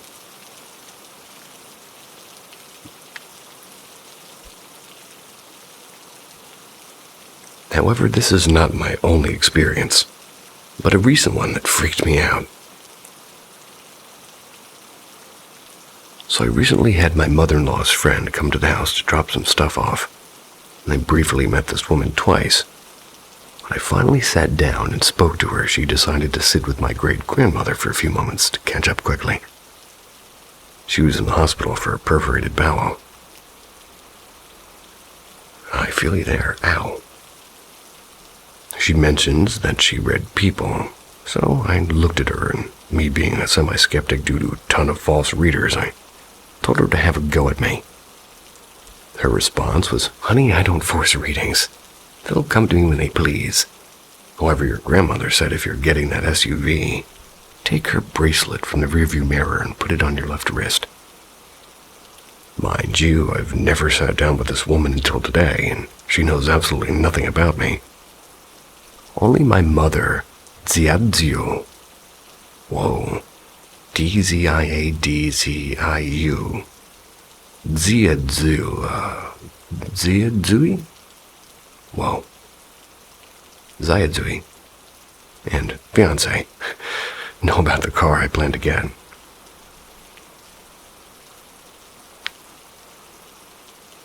Now, no one knows, even about my grandmother's bracelet in my car, as it looks like a string. It has the pictures of Mary and Jesus, but I'm not religious. I took it because it was hers that she wore 24/7. Either way, she mentions a few things out of the blue during multiple different topics that nobody knows, not even my fiancé. Until I mentioned an experience with the spirit, and here's how it went. Me. I swear that something is attached to me. So many items go missing for 2 days, then appear back where I last put them. Friend. Honey, it's a little girl. She's been with you since you were a kid. She's mentioning something about an orange cat that was hiding under your bed that wasn't really there. Also, she loves to play, and she said something about her best friend, but she keeps calling you sister.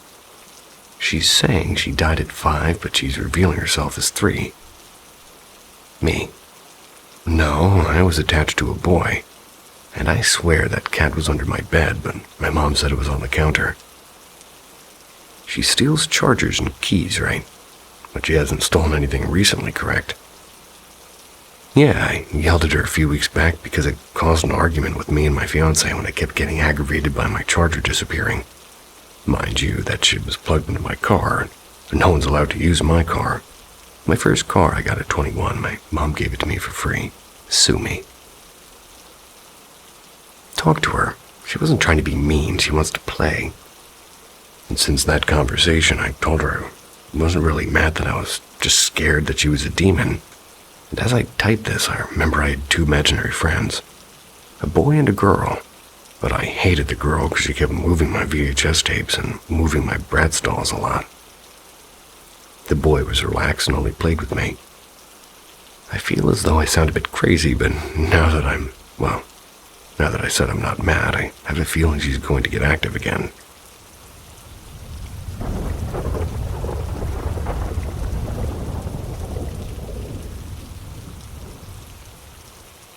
My Belize haunting.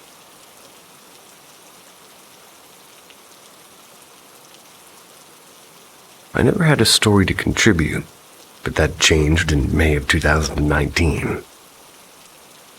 My husband and I love to travel. So when I graduated from my ultrasound program in March, we decided to celebrate by taking a trip. 3 of my close friends had also graduated at the same time, so they joined us in our travel plans. We decided to spend a week in Belize, and we were so excited. We wanted to see as much of Belize as we could, so we stayed in 3 different areas. The place we stayed was in a town called Placencia. We got a room with these beautiful sort of cabanas right on the beach. We stayed there for a total of 3 nights. The first night was uneventful. The second night, unfortunately, didn't go as smoothly. After a super fun day of beach activities, we decided to head back to the room to get some much-needed rest. However, when we got back to the room, it seemed that the atmosphere had changed a bit, and I felt immediately uncomfortable, but pushed that out of my mind since I was so exhausted. My husband and I were sleeping in the living room, adjacent to the kitchen. Down the hall from the kitchen was a room to the right where two of my friends, Ashley and Brianna, they were sleeping, and a room to the left where my friend Selena was sleeping. At the end of the hall was the bathroom. I woke up the second night around 2:30 a.m. to a very loud noise in the kitchen. It sounded as if somebody was banging pots and pans around and clanging the silverware. My husband was sleeping soundly next to me, so I thought it was one of my friends making a midnight snack. Was angry that they were being so loud. There's a little divider between my side of the bed and the kitchen, so I had to lean over to see who was making the noise. I was about to say something to them, but I didn't see anybody there and the noises stopped. I then heard footsteps walking around the hallway and the kitchen very loudly. This went on for an hour, and then it stopped and I was able to fall back asleep. I woke up the next morning, a little bit nervous and a little bit annoyed. Wanted to get to the bottom of it. So I asked my friend Ashley if it was her. She freaked out and said she was about to ask me the same thing. She said that she woke up at 2:30 a.m. and heard the exact same things, and she even thought she heard the footsteps pacing around her bed for a while. Brianna had somehow managed to sleep through it, so she crawled into bed next to her and fell back asleep.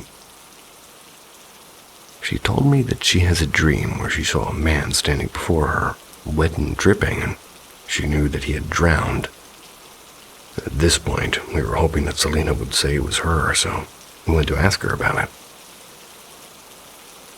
Unfortunately, she had woken up at the same time and heard the noises, and the steps went into her room and around her bed.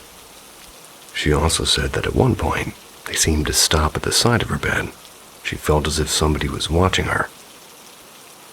We were all freaking out but decided to finish our stay at the hotel as we only had one night left. The next night I was a little uneasy going to bed but managed to fall asleep anyways. I was woken up around 3 to a loud crash in the kitchen. It sounded like the fridge had fallen over, but when I looked, nothing was out of place, and I was terrified and kept trying to wake my husband. He's a very heavy sleeper, didn't even move, and I was on the verge of tears, but somehow managed to fall back asleep, and as soon as I did, I dreamed that this man was trying to get into our cabana. We had to hold the door shut. Peeked through the window and saw his face, and it was extremely detailed and realistic. He was a white, bald man with a blonde mustache and looked angry. Eventually, he shoved his way through the door and then shoved my chest. And as soon as he, touched me in my dream, I woke up. I felt the sensation of hands in the place that he shoved. Quickly went away. I was awake for another half hour, too terrified to move, but luckily, the sun started coming up and I felt safer. Everyone woke up and didn't have anything to report, so we packed up and hightailed it out of that cabana to the airport. Happy to be going home. We couldn't research anything because the Wi-Fi was awful, so we had to wait until we got home from our trip. As soon as we landed and we started doing research, I came across this article about a man who'd been drinking at the bar next to our resort, went out for a swim and ended up drowning. Just like the guy in Ashley's dream, they pulled his body up onto the beach in front of our resort. The article featured a picture of the man who had drowned. He was a white male with a blonde mustache, like the guy from my dream. We all freaked out, but we knew it was him who was banging around our hotel at night. I emailed the manager, but she defied everything. Maybe defied. Never encountered anything like that, and I can definitely say I'm a firm believer. And it was a lovely trip, but we will not be going back to Belize.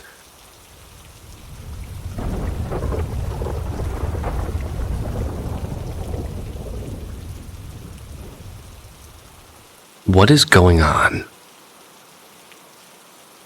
I'm 16 years old, and recently my parents split up.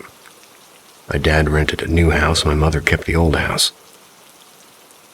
For a little picture of the inside, there's a kitchen with a small dining area connected to the main room and living room.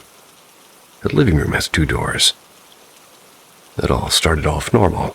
Came over to his house for the first time to stay a couple of nights with him. Nothing was off whatsoever. But about a month after, my dad texted me saying he thinks there's a ghost in the house. I was at my mom's at the time, and he tells me the story like this. I was sitting in the kitchen making coffee in the early morning, sitting at the table. I look up and notice the doors start to open, and they creak open when doing so. Go to the door, and I open and close it a few times, and it doesn't creak.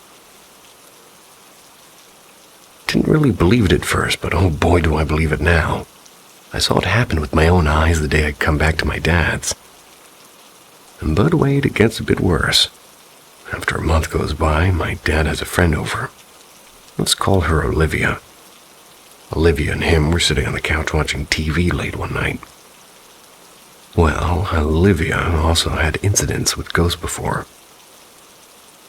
But anyway, they were sitting on the couch, and out of nowhere, Olivia goes, "Are your sons here?"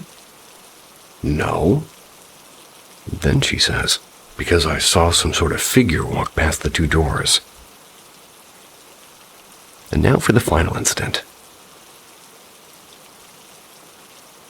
I had just finished playing Phasmophobia, a new ghost hunting game on Steam. I'm laying in bed watching YouTube, and it was around 1:45. My brother comes to my room and says, "Did you do that?" Clearly I didn't. He tells me to wait in my room, and he goes to check around the house because he heard something. I'm laying in bed, my heart racing, and I hear him scream like a terrified scream. I start getting into a panic attack-like state, and he comes back into my room, saying the ghost just moved a fucking chair. And the chair is easily 20 pounds. No way in hell anything else moved it. And then he said the two doors from earlier opened again.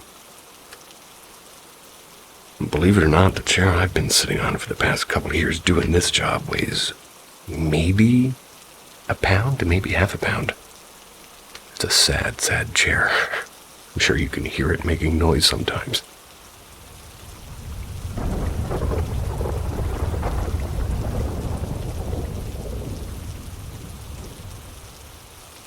The lady in my kitchen and that pounding noise every night.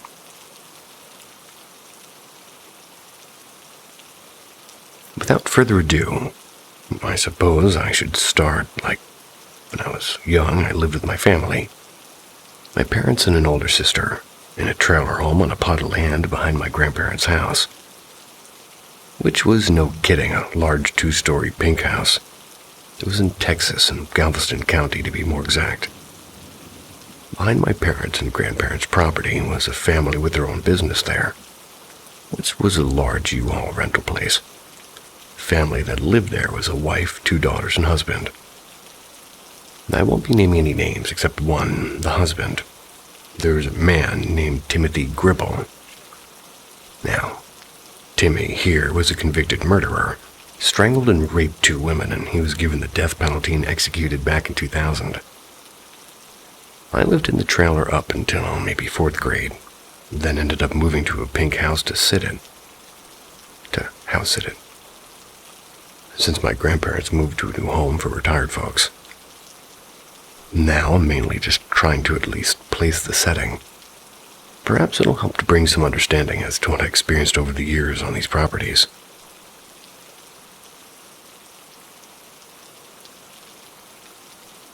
Even when I was a kid and moved into the pink house, or even visiting, I always felt off being there, like something just wasn't right. Nothing really happened though until I was in 6th or 7th grade. First it was a weird thing with the front door, and it would just open on its own. At first it would just open slowly and stay open, easily explainable, right? A door unlocked, old house, town sitting on a fault line, so the foundation wasn't exactly the best.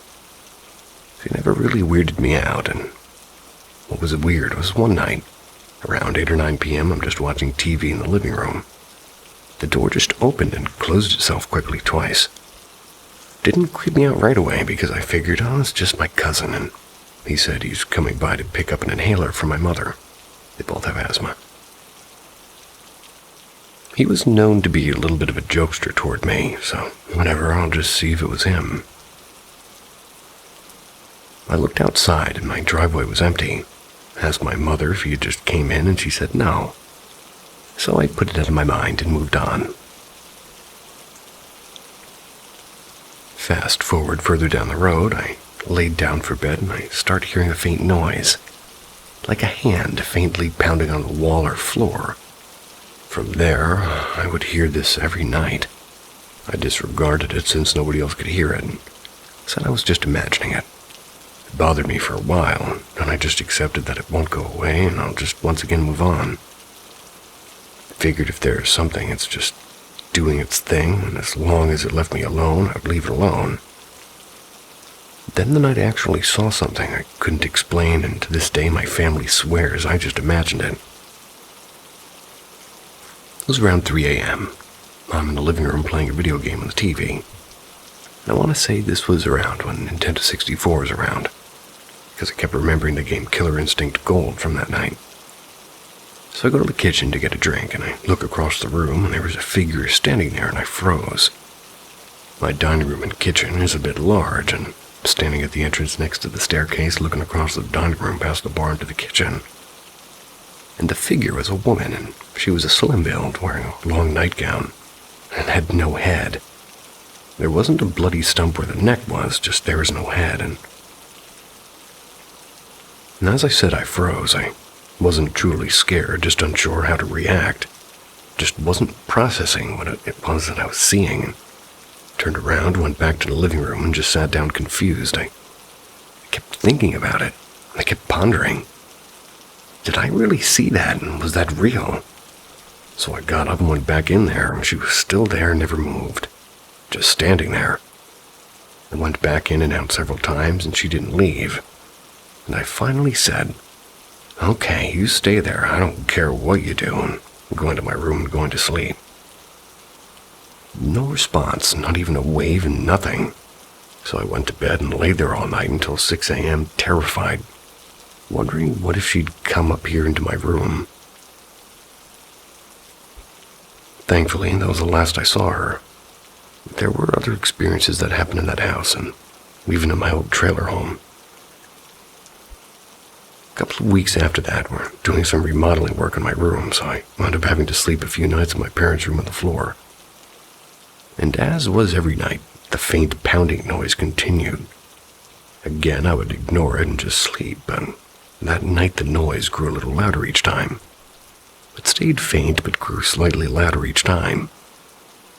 I would ask the parents, "You hear that?" And they would say, "No, of course I didn't." As it continued, it finally stopped for a little while. It was oddly quiet, and I figured, okay, finally guess it got tired. After about 10 or 15 minutes, something slammed into my parents' closed doors to the room hard. It sounded like somebody just ran head first into it, and trust me, it was loud. I sat up and said, "Okay, I know damn well I was not the only one who heard that." The parents agreed. My father and I checked the whole house, even her attic, which is not a place you really want to go into since the house is so old. Nothing and no one was there with us. The noise went back to its faint self that night after that. To this day, I think about this all the time. I have had other things happen, but these two events stick out all the time. I just still don't know what to think about them. I don't really know if this woman in the kitchen was a victim of that cripple guy or someone else. I just don't know, and I wish I actually had some evidence to even prove it all happened. Either way it happened, I guess nothing else I could say there. Again, I have other things to share, which I will later on in a couple more threads. But what's everybody else's take on this? Some days I wish I did imagine it all.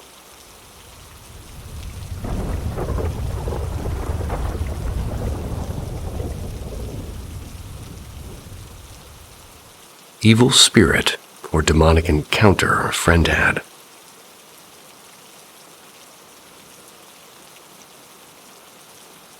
Years ago, when I was between 18 and 20, I was in a little metal band with 4 others, and this incident happened to our bass player in his home, which is also where we would gather for practice. However, in a way it involved all of us. And again, This is his telling of the incident. This was in South Texas in December.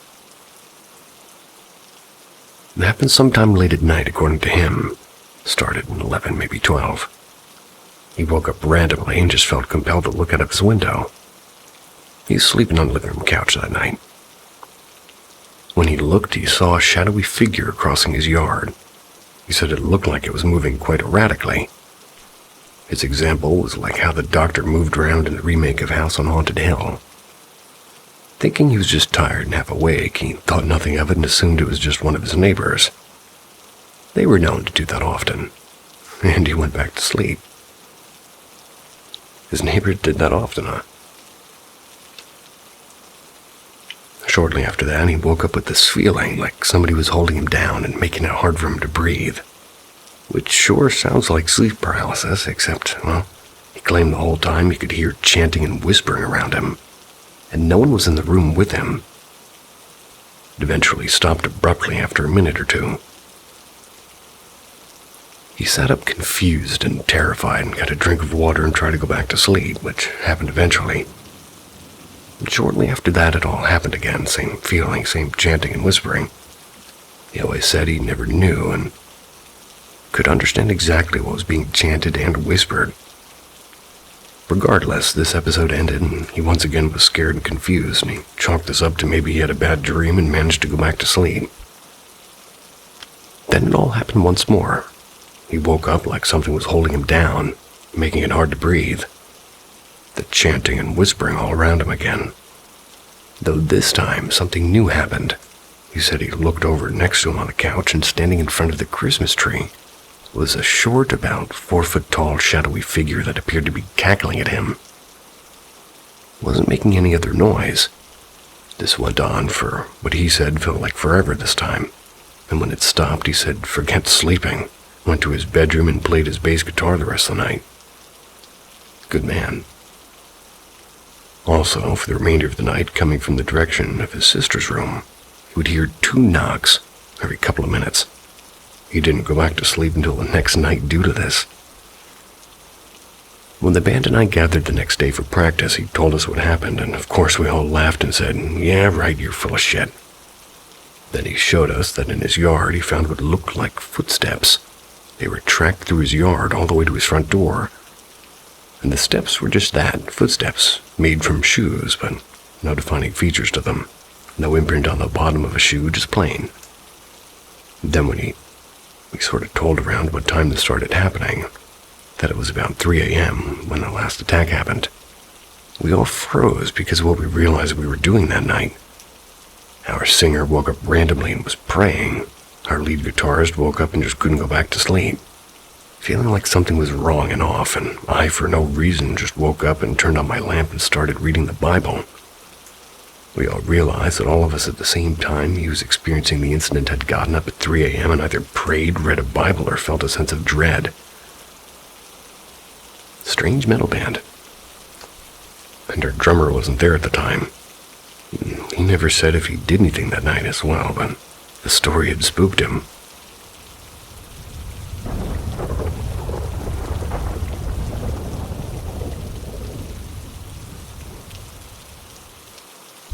The Little Boy in My Old House.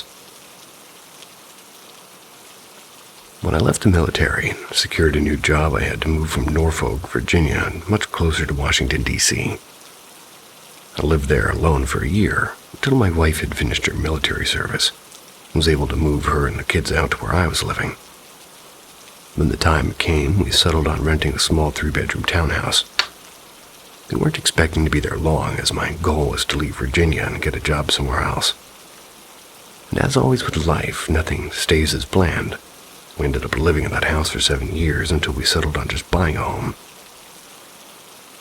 Those 7 years were filled with some strange occurrences in this house. It all started with a discussion my oldest son would have with his mother about his room at night.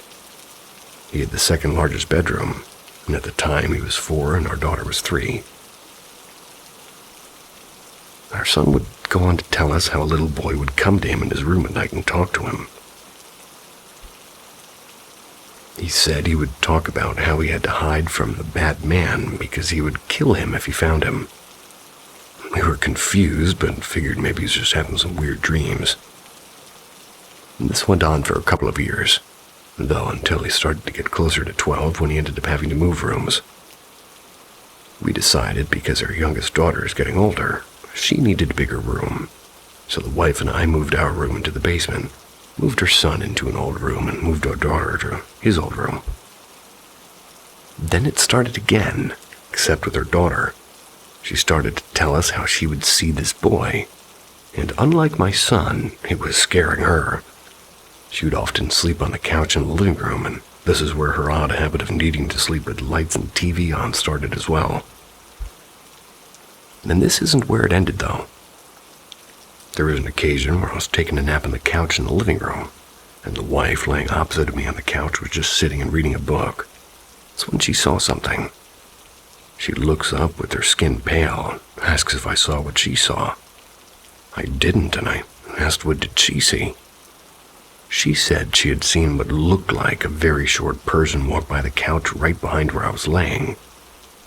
Whatever or whoever it was, they were gone. When I turned around at least, and, well, she even saw this thing disappear right in front of her. Needless to say, this terrified her a little, and my wife has always been a bit more sensitive to paranormal things, so she always did see more than I ever did. On another day, while I was at work, the kids were at school. She told me she was laying on the couch, could see right up the stairs to the first landing, and a little boy in very old clothing was actually sitting on the stairs. She explained that she had asked the boy what his name was, and how old he was, and even invited him to sit on the couch with her if he was lonely. She said there was not a single answer, and the boy just stayed where he was. Now, I never witnessed or really saw anything happen, but I have had my own experiences as well with this boy. Back before the rooms were moved around, there were many times when the wife and kids would go see her mother, and I'd be home alone for weeks at a time. No matter what I did, you always felt like somebody was sitting with you or watching you. I had a problem with having to sleep in the dark in the home when everyone was gone. I used to sleep in her bedroom when it was upstairs, but I couldn't anymore, as every time I did, there just always seemed to be somebody in the room with me or standing in the hallway. Now, shortly before we ended up moving, there was a series of the same incident that got me to the point where I could never even sleep in the upstairs room anymore, ever. My wife and I don't sleep in the same rooms. It's due to our habits. She needs lights and a TV on, and I need darkness and silence. So we just sleep in other rooms. Well, I opted to just stay on the couch every night. But for a few nights, I had to sleep in my son's room because we had to get rid of our couch, wait for a new one to arrive. My son had a trundle bed, so I slept on it for a few nights. And every night I slept on this thing, I'd be falling asleep, and then I would just feel like someone or something would lay down right next to me. I wouldn't see an indentation, but as soon as I would look, there'd be no one there. At first, I thought, well, maybe it's one of the cats we owned, but they were never in the room with us up there. To be honest, there was really never anyone up there in general. This would happen every night, and when I brought it up one day, my son, who is now 11, told me, "Yeah, it happens all the time. I used to be afraid, but now I'm used to it." I did research on the house. However, there was no listed history of a boy living there, or ever dying on the property. The only history of the area was that it used to be mostly trees where we lived many years ago. And the area was also where a Civil War battle happened before everything else. Still no mention of the deaths of young children anywhere. To this day, in an odd way, I feel horrible about moving out of that house, because being a parent has made me feel as if we left a child there to be lonely. And perhaps that's all it was. This child's spirit was just happy there were people there. Now he didn't have to feel lonely anymore. Who was this little boy?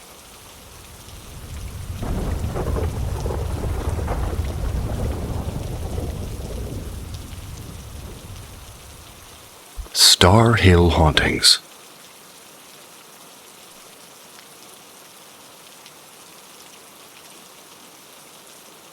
In a small town in upstate New York, about 15 minutes north of Utica, there's a place called Remsen. It's home to quite the hot spot for unexplained activity.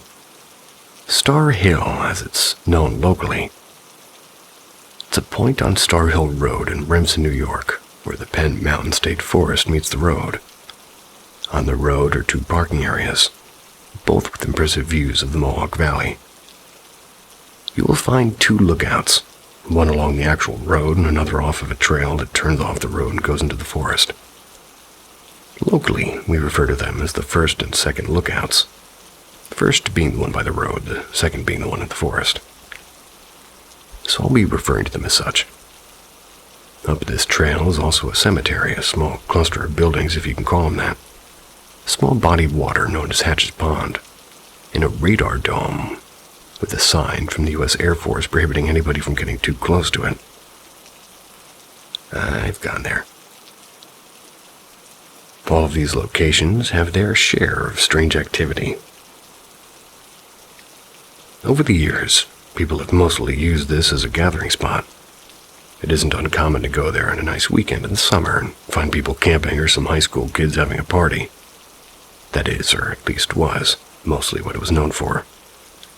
High school dyke parties. I've spent my fair share of time here over the years. I've only experienced one of these myself. It's just the kind of place everybody seems to have a story about. Stories vary from hearing screams in the middle of the night to floating orbs of light crossing the road and disappearing into the woods. I'll outline all of these phenomena and provide some possible explanations. The orbs. Undoubtedly, the most popular story is that of the mysterious floating orbs that can be seen alongside the road by the first lookout. Everyone's story seems to be the same. 2 to 3 orbs of light floating about 6 feet above the road. They appear seemingly out of nowhere, and they appear to almost dance around and slowly move across the road and then disappear into the trees. I've personally seen them while I was parked at the first lookout facing down the road. I saw 2 of these orbs float slowly across the road and then seemingly disappear into the tree line, just like the stories had said. So what could be causing this? The legends say that there are lanterns of Daniel Roberts. Or these are the lanterns of Daniel Roberts, a 19th century doctor who lived in the area and practiced holistic medicines and herbal remedies. Locals called him the witch doctor. Claimed he also showed interest into the cult. In 1820, he traveled on the road and was thrown from his horse. The fall broke his leg and he died at the age of 45 from his injuries.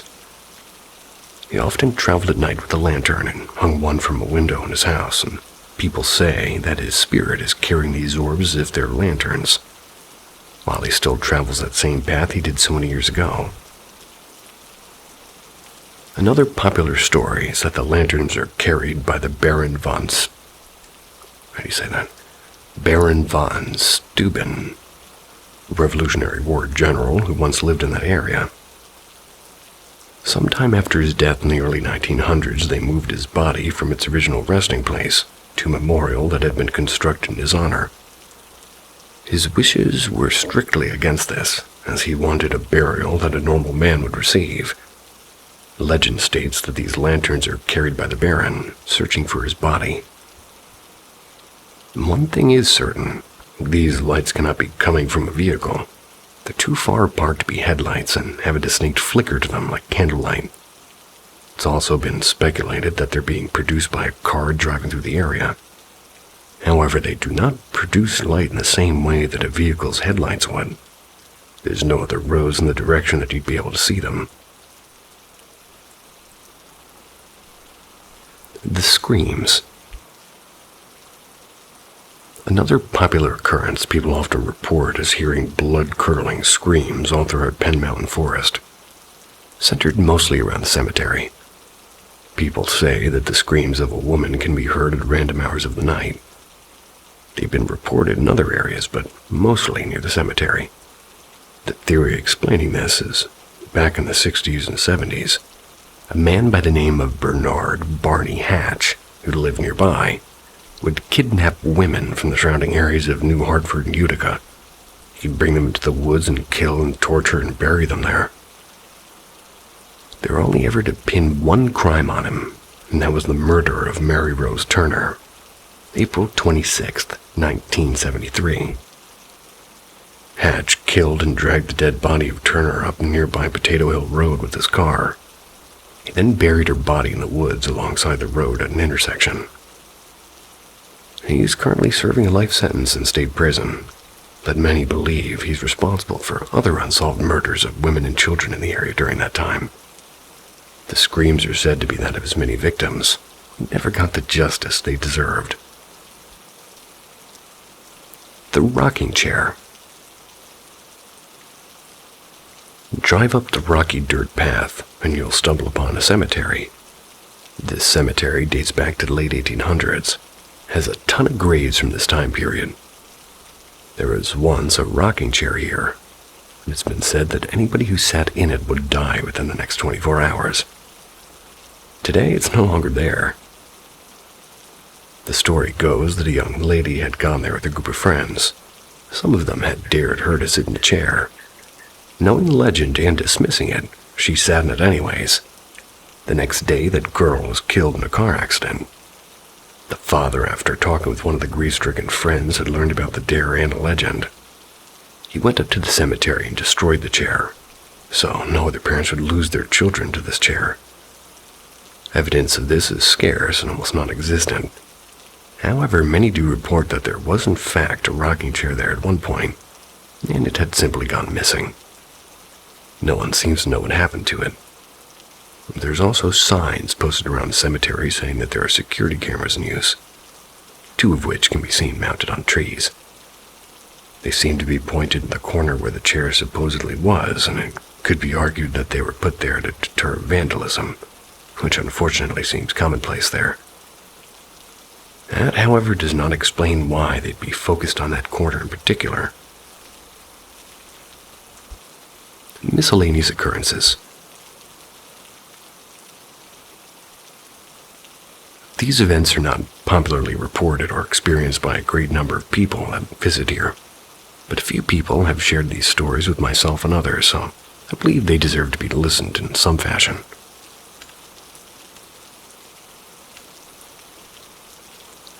Hatch's Pond, nicknamed after Barney Hatch, has had numerous legends surrounding it. Stories of it being used at some point by the Mafia, which had a large presence in Utica for years. The alleged body dumpings are plentiful. However, no evidence to support this has ever come up. According to some, the whole force was used at one point or another by the Mafia for various reasons, since it was remote and far away from the city. Not only a story of a local tow truck company pulling a car to a pond could possibly have a connection to this, but no evidence of human remains were found in it, and it was deemed most likely that somebody had stolen the car from a dealership and dumped it here. This is somewhat supported by the fact that it was a relatively expensive vehicle at the time, and reportedly had extremely low miles. No evidence of it being used for a body dump ever surfaced. There is a small collection of structures near the pond, dubbed the Hermit's Village. Many people have claimed that a hermit had once lived in these small structures and would be aggressive toward people traveling by. There's no recent evidence of a person living there, and it most likely was used as a sort of hunting area back in the day. Basements of long-forgotten structures can also be found in the surrounding area. Reports of lights following you up the trail, also pop up from time to time. A friend told me that lights appear behind you, only for no vehicle to pass by. And there's only a few places to turn off, most towards the beginning of it, so a vehicle turning onto another offshoot of the trail is unlikely. People have also reported speaking to a man in a military uniform, thought to be the ghost of the Baron who was buried in his. I've also been told of a man in an old white pickup truck offering to give you a ride to a party that's happening further up the trail. When you make your way up the trail, you don't find a single soul, let alone a party, and the truck seems to have disappeared. Also, sprinkled throughout the state forest, there are concrete structures with no clues as to what they once were. Most likely they're basements or foundations of some type, and there is originally a Welsh settlement in the area, which would explain why they might be there. There's plenty of what appears to be more modern construction as well, and it's anybody's best guess as to what they are. These are just a small collection of some of the things that sort of happen up here, and if you're from the area and have your own stories, please feel free to share them. If you've never been before and are willing to take a drive there, you won't be disappointed if ghost hunting is your type of thing.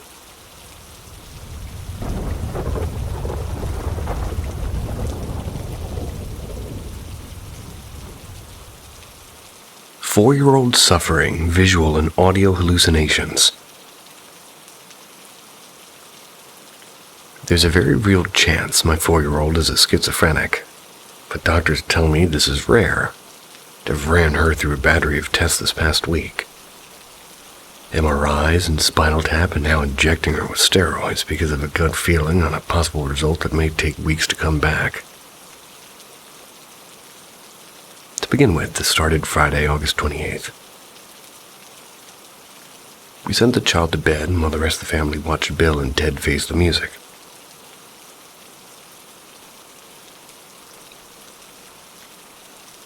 In the middle of this, she began to bang on the door that she couldn't all of a sudden open. Happens to her sometimes, probably because she's a kid and not very coordinated. She never freaks out about it, just calls for us. That day she was definitely perturbed and frantic, then started talking about the cloudy people. We didn't really put much stock in it, and she ended up sleeping with us that night. We even forgot about this until we needed to start piecing everything together later. The next real event was at a Target on Saturday. My son and I had been hunting action figures, and the wife and the 4-year-old tagged along with us. Everything was fine until she saw a Spider-Man toy. Marvel Spider-Man Far From Home web-shot spider bolt that has some rubbery webbing on it, and she started freaking out about the spiders being on her. Thought she was just being a silly kid and thought the webbing equals spiders, and after we pretended to brush the spiders off and started to become clingy. But things worked out, and we ended up at Walmart and bought her a Blue's Clues stuffed you. Stuffed you? Stuffed animal, maybe? I mention this because I remember her calmly and rationally making a decision between blue and magenta, and she chose magenta. The next day I was out of the house mostly until the evening. Made a run to Home Depot for some soil for the wife's garden, and brought her along. I had time to interact with her in the car because I didn't feel like driving. I tried to get her to say please when she asked for a snack. She was being stubborn and was going to say please, but then decided against it. We ended up at a different Walmart, and she saw this Trolls microphone that plays the same song over and over again. For 20 minutes, she incessantly played it and only gave it up at the register. I never put it back in her hands, and I gave her some candy that we bought her to make her kind of forget about it on the ride home. Again, I tried to get her to say please, and now she refused outright. Back at home within an hour, the hallucinations started. She started giving them names of cartoon characters. Tyrone and Lady Tasha from Backyardigans. They go often on adventures and never remember cloudy people. I checked my Plex records, and she had watched them on 8/26. A few days prior to the event on Friday. Prior to this, she had watched them on 8/21, and before that in March. The cloudy people were everywhere, and she began to talk to gibberish and nonsense. A lot of verbal diarrhea. Imagine a very hyper child on speed. Her heart rate increased, and she began to walk back and forth and open and closing doors. We tried to get her to sleep, and she would just not relax. Even when we had her in the bed, we were just definitely concerned. Thought maybe she had too much candy. Although this is not normal behavior for her, even when she has had too much sugar in the past. I finally got up and took her to another room and held her close to me and asked her to relax and close her eyes. Started to hear the rhythmic breathing of sleep, but the eyes never closed. They were wide open and doing, but blinking rapidly like an REM sleep. The next morning, she slept until past 12, but ended up waking her, just wanting to make sure she was okay. She got herself up and seemed pleasant, but then the incessant verbal chatter started again. Then we noticed she was having a conversation for the first time. Not like a child, having like a make-believe one, where they're talking to themselves and maybe answering the questions too. She seemed like she was being interviewed or interrogated. She would give answers to non-existent questions, and I sent her on a neighborhood walk with my oldest daughter. Along with the way she discussed moving and finding a new house, but not with my daughter, with the voices she was hearing. Upon their return, we set up a virtual meeting with the pediatrician while we waited for our appointment with the real pediatrician. I also learned during this meeting that my daughter had bought her ice cream from a Quick Stop. But immediately after arriving, the child had forgotten that she had eaten it. The virtual pediatrician was the first to point out this behavior seemed typical for a 4-year-old, and yeah, I've seen hyper 4-year-olds and agreed, but not for her. I still thought maybe a sugar reaction. We started to see her talk with a changed, higher-pitched baby voice. The doctor noticed it as well, and then noticed her talking to herself and then answering the cloudy people. She told him that that's who she was talking to. He recommended we take her to a child psychiatrist, but told us to visit the pediatrician so we can make the recommendation. Soon after, she's bouncing off the walls and with hyper fears and anxiety. Spikes on the floor said by the cloudy people, among other things. Started to be filled with dread as a parent, but still thinking it was sugar, I decided to take her on a walk to tire her out. Or stop giving her sugar completely for a minute. So we went to Target, and she found that microphone we bought, and she proceeded to use it over an hour straight, on the drive and at Target until we saw the same toy again. Once she saw the webbing, she threw herself on the floor that spiders are all over her, and on my hand, and that she wouldn't let me touch her. And on the microphone, which I had to wash for her to touch again. That night was even worse than the previous night. Only now I had a 4-year-old who's regressing into herself, becoming more immature and smushing her food. And that was a long night, hard to get her to sleep, and us looking at every theory in the book from PANDAS to ADHD to autism. Monday at the pediatrician.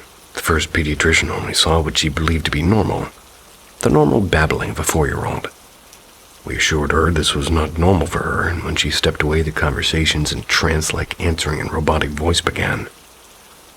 When she returned with the second pediatrician and they observed the behavior, he remanded us to the ER immediately. He said we can do nothing for her. We wanted them to swab for strep throat to rule out PANDAS. My wife has issues with strep throat over the years with swollen tonsils and lymph nodes. I currently had swollen lymph nodes myself. They wouldn't, and we suspect they thought our daughter had fallen into household or recreational drugs. Leave everything like cough syrup on a high shelf in the kitchen locked up and don't do illegal drugs or prescribed medications.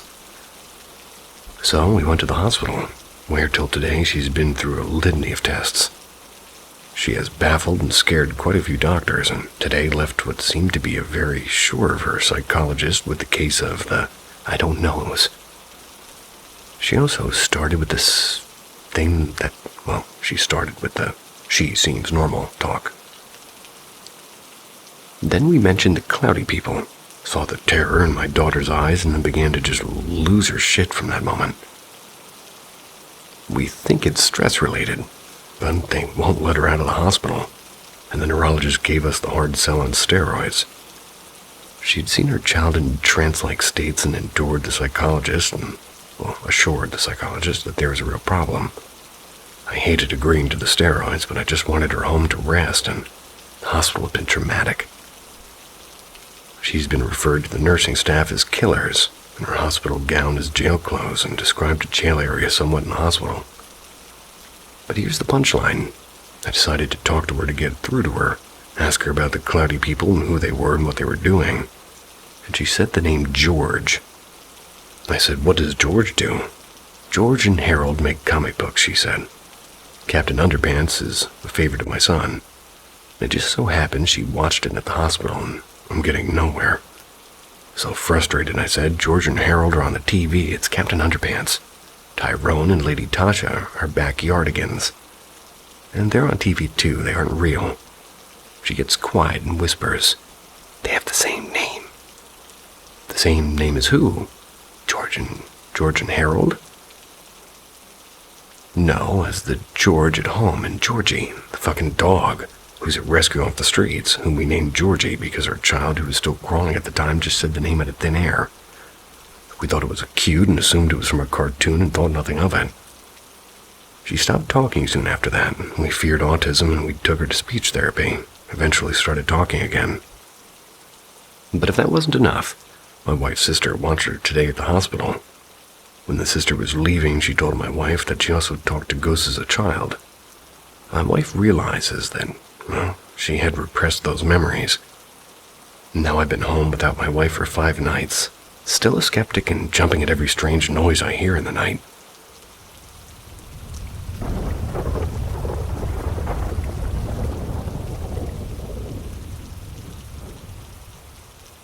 I think my apartment is haunted and it seems to be growing.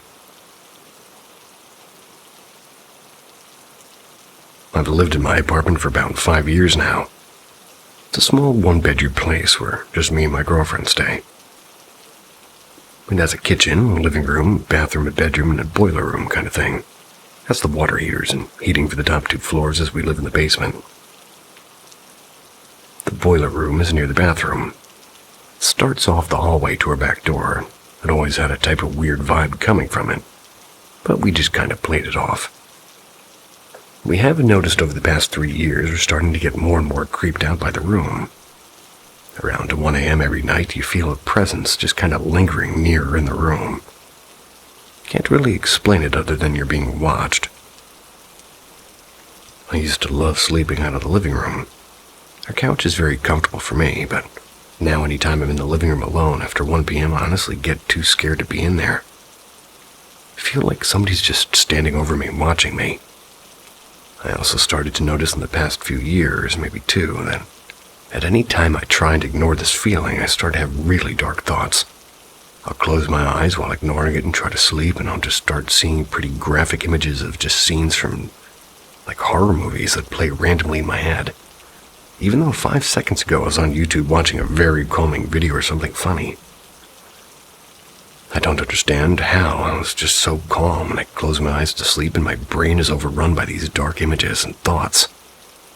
So I usually pick up my blanket and run back to the bedroom where my girlfriend is sound asleep, hop in bed, and thoughts go back to normal. I thought, honestly, I'm just a bit goofy and over-scaring myself. But about 2 years ago, I had a friend who was homeless for a while. He stayed with us, and he would sleep on the couch. I noticed he always slept on his side, facing the inside of the couch. One night, we had some people over and were drinking, and I asked him for some odd reason why he's always slept like that, and he told me, "I feel like somebody's watching me when I try to sleep." Kinda confirmed what I was feeling. So me and my girlfriend went and got sage from Spencer's and saged the house, but nothing changed.